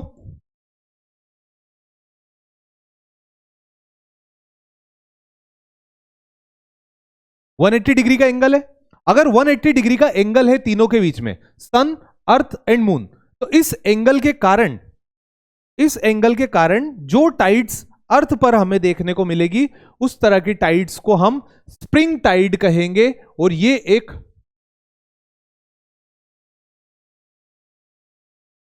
हाई टाइड्स होती है, ये हो जाएगी स्प्रिंग टाइड्स, और स्प्रिंग टाइड्स एक प्रकार की हाई टाइड्स होती है। ठीक है, समझ में आ गया। तो ये हो गया बच्चा हमारा सन, अर्थ और मून, इनके कारण यहां पर बनेगा स्प्रिंग टाइड्स। क्लियर है। चलो, दूसरा होता कंजक्शन स्प्रिंग। कंजक्शन में क्या होता है, ये जो कंडीशन थी बेटा, this is the condition of opposition. जब मून दोनों से बाहर रहेगा, that condition is of opposition.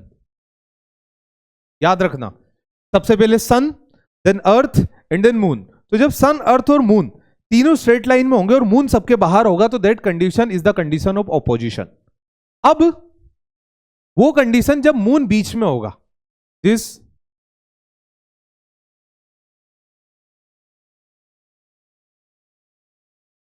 Sun,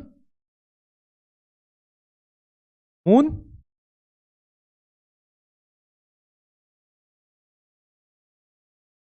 earth, sun, moon and earth, जब ये तीनों 180 डिग्री के एंगल पर होंगे, 180 डिग्री के एंगल पर होंगे तीनों, तो उसे हम क्या बोलेंगे, इस कंडीशन को हम बोलेंगे कंजक्शन। इसमें मून सेंटर में होगा। जब अर्थ सेंटर में होगी और मून बाहर होगा, तो वो कंडीशन होगी ऑपोजिशन की। जब मून सेंटर में होगा और अर्थ बाहर होगी, वो कंडीशन होगी कंजक्शन की। बात समझ में आ गई बेटा, वो कंडीशन होगी आपकी कंजक्शन की। Getting my point. Sun, moon and earth, ये कंडीशन हो जाएगी कंजक्शन की। कौन सी कंडीशन, कंजक्शन। ठीक है बेटा। इसके बाद आती है ऑपोजिशन की। ऑपोजिशन स्प्रिंग टाइड, जैसा कि मैंने आपको बताया था यहां पर, ये spring tide opposition spring tide में आएगा। ठीक है, ये ऑपोजिशन में आ जाएगा क्योंकि मून बाहर है। अब ऐसी कंडीशन जब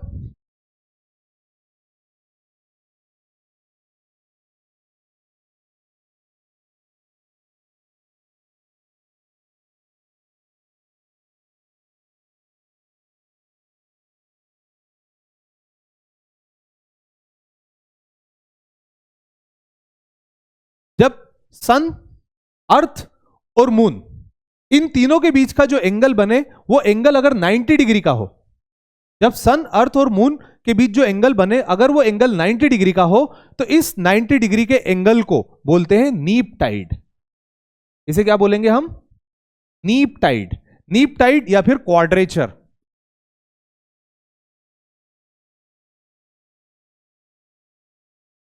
नीप टाइड या फिर क्वाड्रेचर हम इसे कहेंगे कौन सी कंडीशन को? जब मून सन और अर्थ तीनों 90 डिग्री के एंगल पर एक दूसरे के साथ अलग अलग होंगे। बात समझ में आ गई बेटा जी? ठीक है, ओके भैया। चलो, अब मून की पोजीशन किस तरह से टाइड्स बनाती है? Tides on the basis of position of moon. Moon की पोजीशन के बेसिस पर टाइड्स कैसी होती है?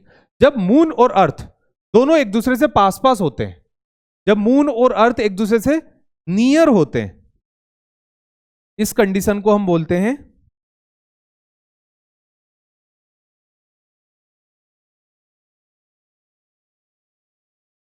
पेरीजी। इस कंडीशन को क्या बोलते हैं? पेरीजी। और इस टाइम पर आती है हाई टाइड।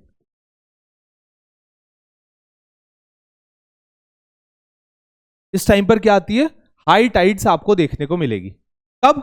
जब मून और अर्थ दोनों पास पास होंगे। जब मून और अर्थ एकदम दूर दूर होंगे, apogee, far, low tide. That is it, simple. Tides on the basis of position of moon. Moon की पोजीशन पर जब मून और अर्थ एकदम पास पास होंगे तो पेरीजी, जब मून और अर्थ एकदम दूर दूर होंगे तो एपोजी। पेरीजी नियर, एपोजी फार। ठीक है, तो इतना हमारा बनता है। क्लियर है बच्चा? चलिए, ओके। तो on the basis of position हमने टाइड्स देख लिए, सारी चीजें हमने देख ली, क्वाड्रेचर देख लिया, स्प्रिंग टाइड देख ली, नीप टाइड देख ली। ठीक है, उसके बाद कंजक्शन ऑपोजिशन की कंडीशन देख ली। जब टाइड्स आती है तो अर्थ के ऊपर जो टाइड्स का पानी, ये है आपकी रिवर जो बह के ओशन की तरफ जा रही थी। अब जब ओशन में हाई टाइड्स आती है तो इसका वाटर रिवर्ट करता है ओशन साइड, रिवर साइड। तो रिवर का पानी जो ओशन की तरफ जा रहा था, ओशन उसे रिवर्ट करेगा, और जब रिवर्ट करेगा तो वाटर के बीच में एक इमेजिनरी वॉल बन जाएगी। मतलब आप देखना, आप एक बाल्टी पानी उधर से ढोलना और एक बाल्टी पानी इधर से ढोलना, और जब वो दोनों पानी आपस में आकर के टकराएंगे तो वहां बीच में एक वॉल बन जाएगी। उस वॉल को टाइडल बोर कहते हैं, उस वॉल को टाइडल बोर कहते हैं। And it helps in navigation, and it helps in navigation. ये नेविगेशन में बहुत बहुत ज्यादा मदद करती है। क्या मदद करती है? आपकी टाइडल बोर। टाइडल बोर इसके साथ मदद करती है। ठीक है, इसके बाद आता नेविगेशन। नेविगेशन क्या होता है? तो टाइड्स हेल्प्स इन नेविगेशन। मैंने बताया जब हाई टाइड आएगी तो वाटर का लेवल बढ़ जाएगा। जब वाटर का लेवल बढ़ जाएगा तो आपके जो शिप होंगे वो शिप इस वाटर के ऊपर तैर करके एक जगह से दूसरी जगह चले जाएंगे जहां पर पानी कम रहता था। जब लो टाइड्स आएगी तो ये एकदम यहीं पर रुक जाएंगे, अटक जाएंगे, जैसे कि यहां अटके हुए देखो, जमीन के अंदर तो आ गए और टाइड लो हो गई तो शिप सारे के सारे जमीन पर रखा गए। फिर अगले दिन हाई टाइड आएगी, ये शिप उठेंगे और फिर लौटकर समंदर की तरफ जाएंगे। तो नेविगेशन में मदद करता है टाइड्स। इसके बाद टाइडल एनर्जी। टाइडल एनर्जी में कैसे आपकी मदद होती है? तो टाइडल एनर्जी में आपकी मदद होती है बेटा किस तरह से? टाइडल एनर्जी में बच्चा जी आपकी मदद होती है जब समुद्र के अंदर पानी की जो पिस्टन है, जो पिस्टन घूमती है तेज तेज, ये पिस्टन जब अपनी एक्सिस पर रोटेट करते हैं ना, जब टाइड्स का पानी जाएगा, पानी जैसे जाएगा तो पिस्टन गुर्र करके घूमेगी, जब टाइड्स का पानी लौटेगा तब पिस्टन गुर्र करके घूमेगी। तो पिस्टन का घूमना, पिस्टन का जो घूमना होता है उसे हम टाइडल एनर्जी कहते हैं। क्यों? क्योंकि ये पिस्टन जितना घूमेगी उतना ये डायनेमो के अंदर ये मैकेनिकल एनर्जी इलेक्ट्रिक एनर्जी में कन्वर्ट हो जाएगी, और ये मैकेनिकल एनर्जी जब इलेक्ट्रिक एनर्जी में कन्वर्ट हो जाएगी बेटा, तब जाकर के हमें समझ में आएगा कि टाइड्स किस प्रकार की ओशन के अंदर आई है, और यहां से हम एनर्जी जनरेट कर लेंगे। गेटिंग माय पॉइंट बेटा? टाइड्स ओशन करंट्स को कंप्लीट किया, मतलब हमने ओशन वाटर मूवमेंट पूरा पढ़ लिया। अब हम इससे रिलेटेड क्वेश्चंस लगाते हैं जो प्रीवियसली एग्जाम्स में पूछे गए हैं और आगे एग्जाम्स में पूछे जा सकते हैं। सबसे पहला, विच one of the following ocean tides is caused by biological factor. Biological factor से कौन सी टाइड्स आती है? क्या आपकी रेड टाइड आती है, क्या आपकी नीप टाइड आती है, क्या आपकी एपोजियन, क्या पेरिजियन, कौन सी टाइड्स आती है? तो रेड टाइड आती है बेटा due to the biological factor. क्यों? क्योंकि एक रेड एल्गाई मिलती है। कहां पर मिलती है रेड एल्गाई? ये मिलती है चाइना के ईस्टर्न पार्ट में, चाइना सी में, साउथ चाइना सी में। वहां पर जो टाइड्स आती है वो लाल रंग की आती। क्यों? क्योंकि इसी बायोलॉजिकल एल्गाई के कारण। नीप टाइड कब होती है? जिसको लो टाइड्स बोलते हैं, क्वाड्रेचर की कंडीशन में आती है। एपोजियन, जब मून और अर्थ के बीच की दूरी कम होती है उस वक्त जो टाइड आती है उसे एपोजियन। पेरिजियन टाइड वो टाइड होती है जब उन दोनों के बीच की दूरी एकदम कम हो तब आती है। ठीक है, ओके, और वो हाई टाइड होती है। इसके बाद Humboldt current flows. Humboldt current कहां फ्लो करता है? साउथवर्ड इन वेस्ट पैसिफिक। ये पैसिफिक ओशन है पूरा, ठीक है, पैसिफिक ओशन में यहां पर चलता हम्बोल्ट करंट। ठीक है, तो साउथवर्ड इन वेस्ट पैसिफिक ये तो गलत हो गया।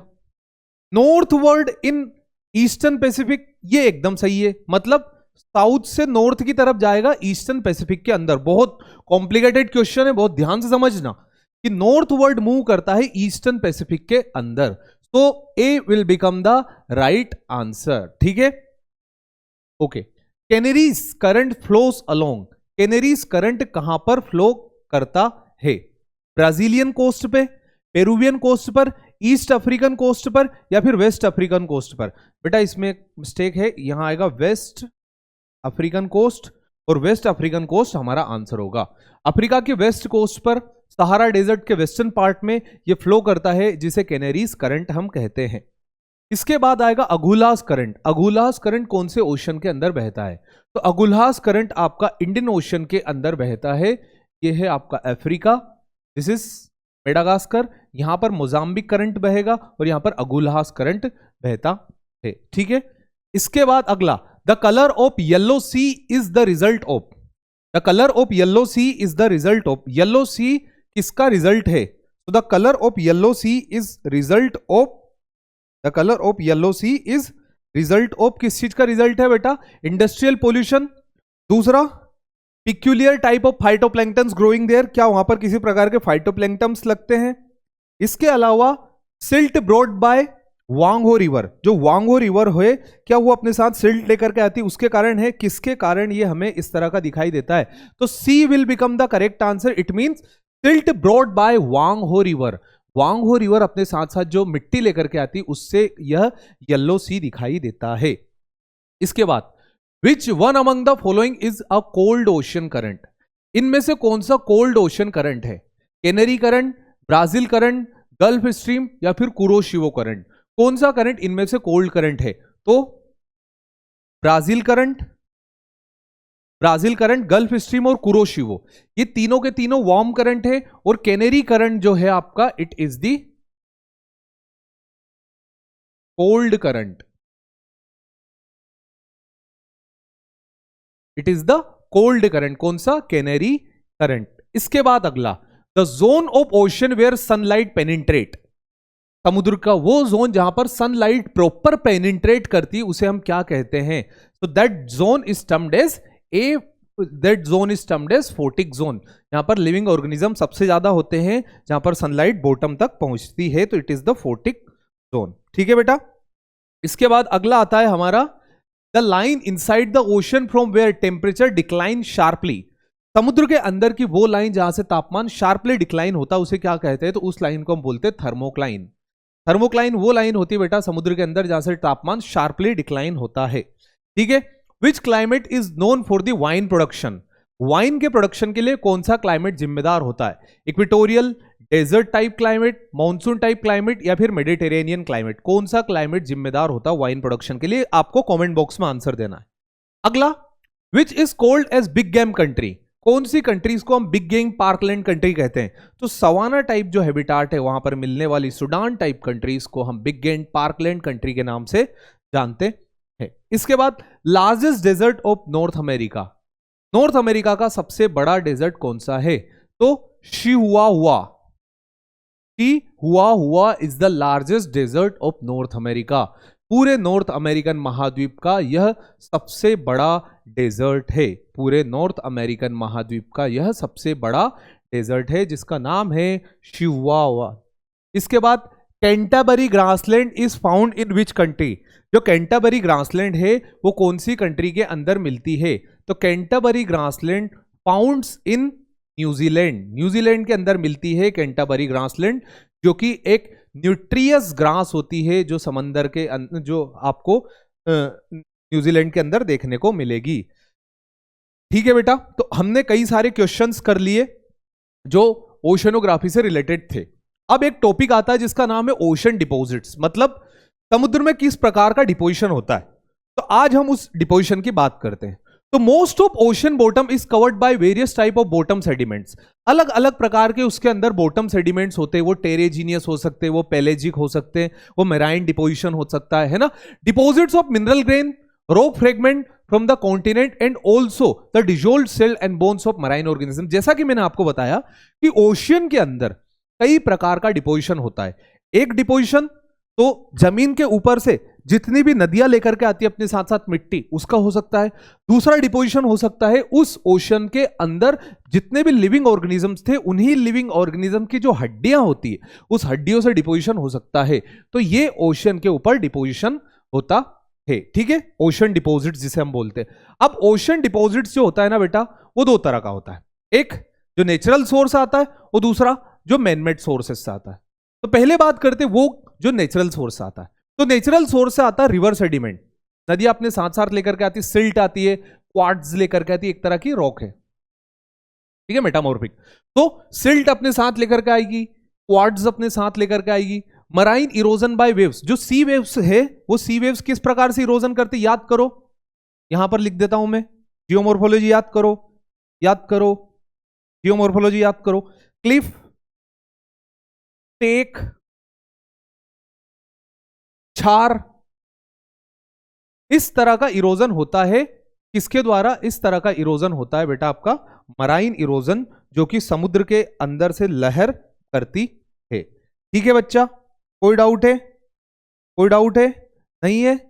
ठीक है, ओके। एक मिनट पानी पी लेता हूं मैं।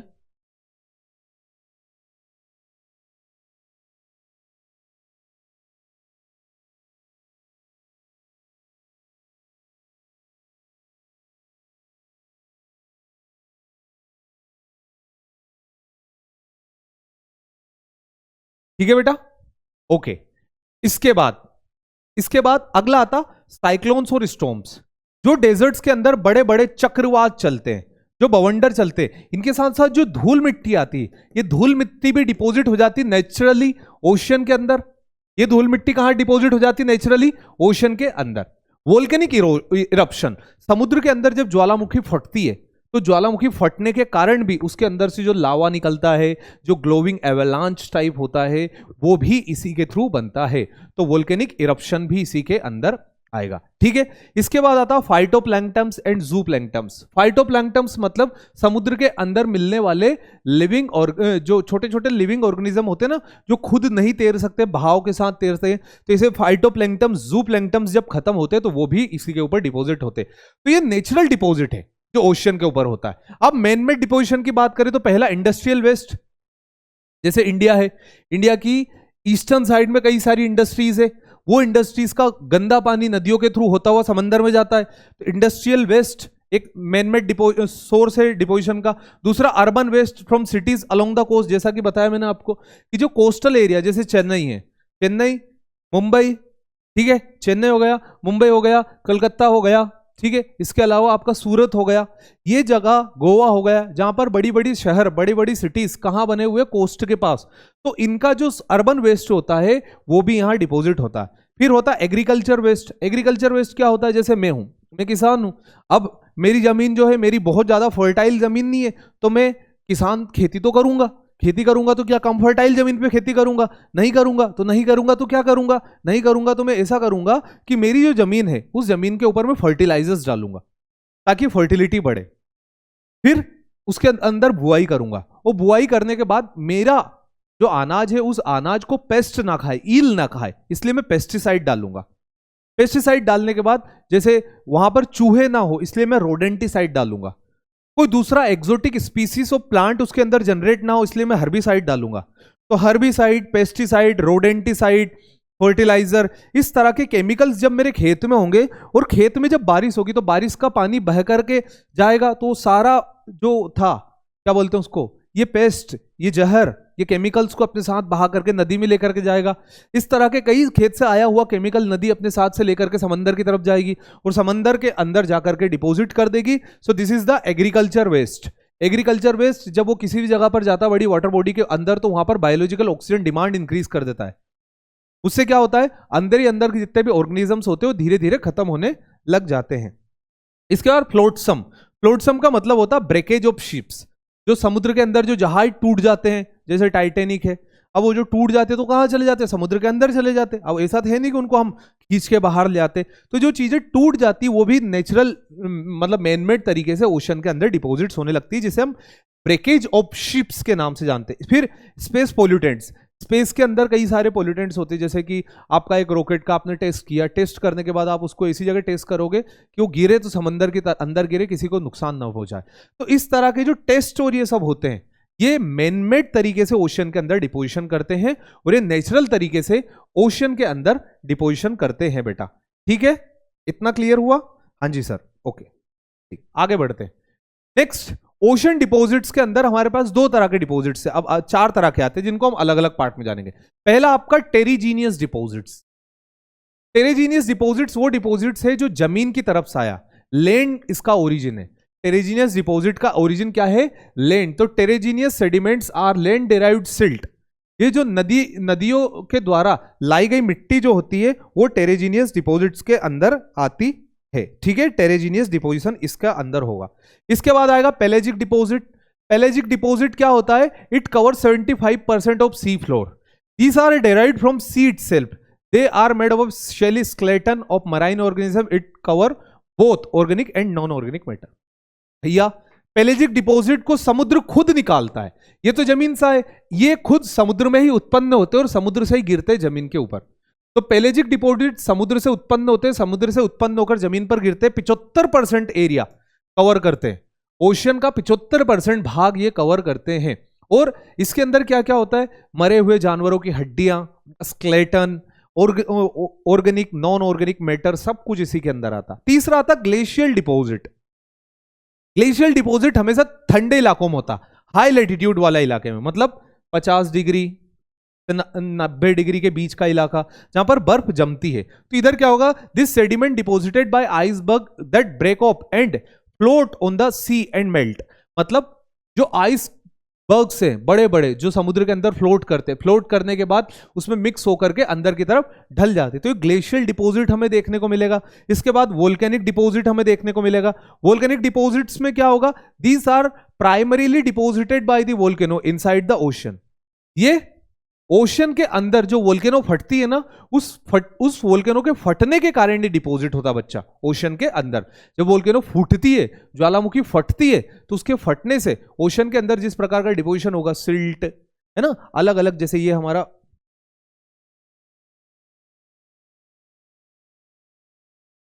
सभी तरह के डिपोजिशन को मैं बना देता हूं, याद रहेंगे।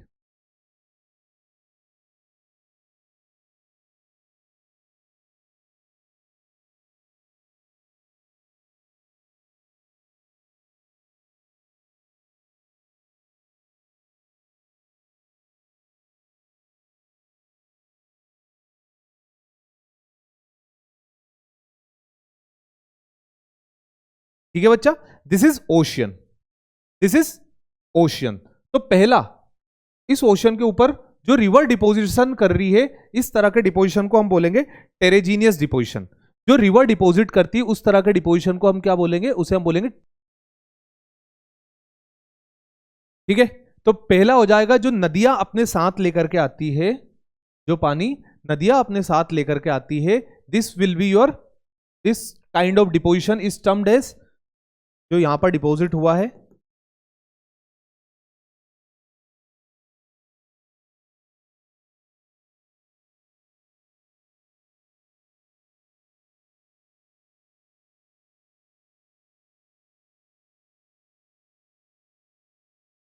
टेरिजीनियस डिपोजिशन,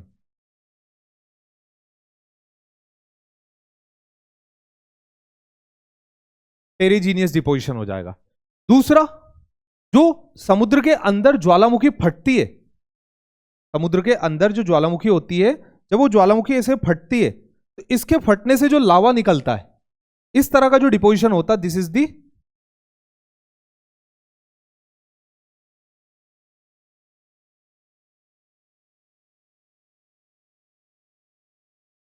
वोल्केनिक डिपॉजिट्स। अब जो बड़े बड़े आइसबर्ग्स होते हैं जो समुद्र के अंदर यहां पर तैरते हैं पानी के अंदर, इन्हें हम क्या बोलते हैं? Glacial deposition. इन्हें क्या बोलते हैं हम?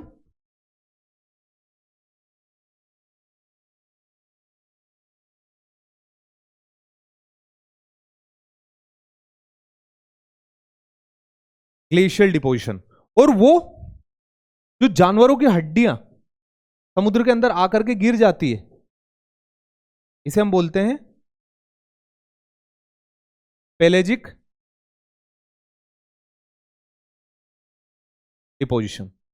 कौन सा डिपोजिशन हो जाएगा बेटा? वो आपका, वो हो जाएगा आपका पेलेजिक डिपोजिशन। तो इतने प्रकार के डिपोजिशन होते हैं जो समुद्र के अंदर हमें देखने को मिलते हैं। क्लियर हो गए तीनों? टेरेजीनियस, पेलेजिक, ग्लेशियल और वोल्केनिक डिपोजिशन। ठीक है, अब मेरीटाइम लॉस की बात करते हैं। मेरीटाइम लॉस क्या होता है? मेरीटाइम लॉस का मतलब होता है समुद्र के कानून। तो united nation convention on law of sea 1982 is an international agreement that establishes the legal framework for the maritime and maritime activities. ठीक, marine and maritime activities मतलब बेटा समुद्र के अंदर कौन सी कंट्री का समुद्र के ऊपर कितना राइट है, इस राइट्स को डिटरमाइन करने के लिए, इस राइट को डिटरमाइन करने के लिए एक अथॉरिटी बनी जिसका नाम था United nation convention and law of sea, जो 1982 में बनी थी, जो हर समुद्र के डिस्प्यूट्स को, दिक्कतों को सोल्व करवाता था। इसके अंदर कुछ टर्म्स बने थे जिसे हम लॉ ऑफ सीज बोलते हैं, मतलब समंदर के कानून, समंदर के कानून। पायरेट्स ऑफ द कैरेबियन याद आ गया होगा आपको। तो लॉ ऑफ सीज जो होते हैं वो इससे बने थे। It divide marine area into 5 main zone. जो मराइन एरिया होता है उसको 5 जोन्स में बांटता है। एक इंटरनल वाटर, एक टेरिटोरियल सी, एक कॉन्टेग्यूअस जोन, एक एक्सक्लूसिव इकोनॉमिक जोन और लास्ट में आ जाता हाई सीज। ये तीनों क्या होते हैं? ये पांचों क्या होते हैं? इन पांचों के बारे में हम यहां पर बात करते हैं।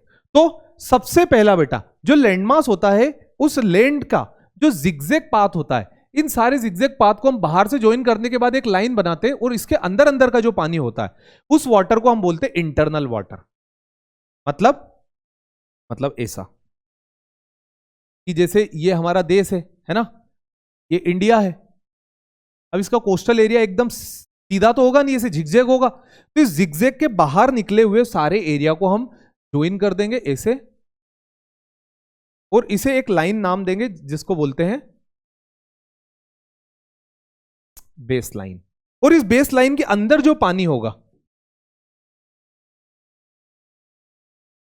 ये हो जाएगा आपका इंटरनल वाटर। इस बेसलाइन के अंदर का जो पानी होगा वो पानी आपका हो जाएगा इंटरनल वाटर। कौन सा वाटर बेटा? Internal water. तो पहला इंटरनल वाटर हो गया। फिर इस बेसलाइन से 12 नॉटिकल माइल्स आगे, इस बेसलाइन से 12 नॉटिकल माइल्स आगे तक आएगा आपका टेरिटोरियल सी। आगे आपका क्या आएगा? टेरिटोरियल सी, जहां पर आपके पूरे सोवरेन राइट से आप जो भी कुछ करना चाहे, आप बिल्कुल निष्पक्ष तरीके से बिना किसी के इंटरफेरेंट को ज्ञात किए आप ये कर सकते हैं।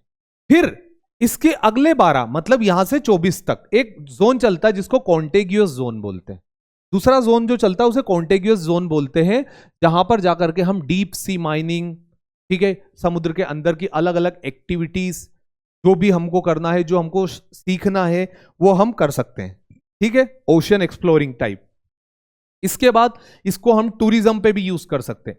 फिर आता है एक्सक्लूसिव इकोनॉमिक जोन, जिसको हम EEZ बोलते हैं। तो एक्सक्लूसिव इकोनॉमिक जोन जिसे हम EEZ बोलते हैं, ये जो EEZ वाला एरिया है बेटा, इस 200 नॉटिकल माइल्स पर आपके ऊपर राइट होता है आपके पास कि आप किसी भी कंट्री के ऊपर किसी भी कंट्री के ऊपर कस्टम ड्यूटी लगा सकते हैं जो यहां से पार करे आपको, ठीक है।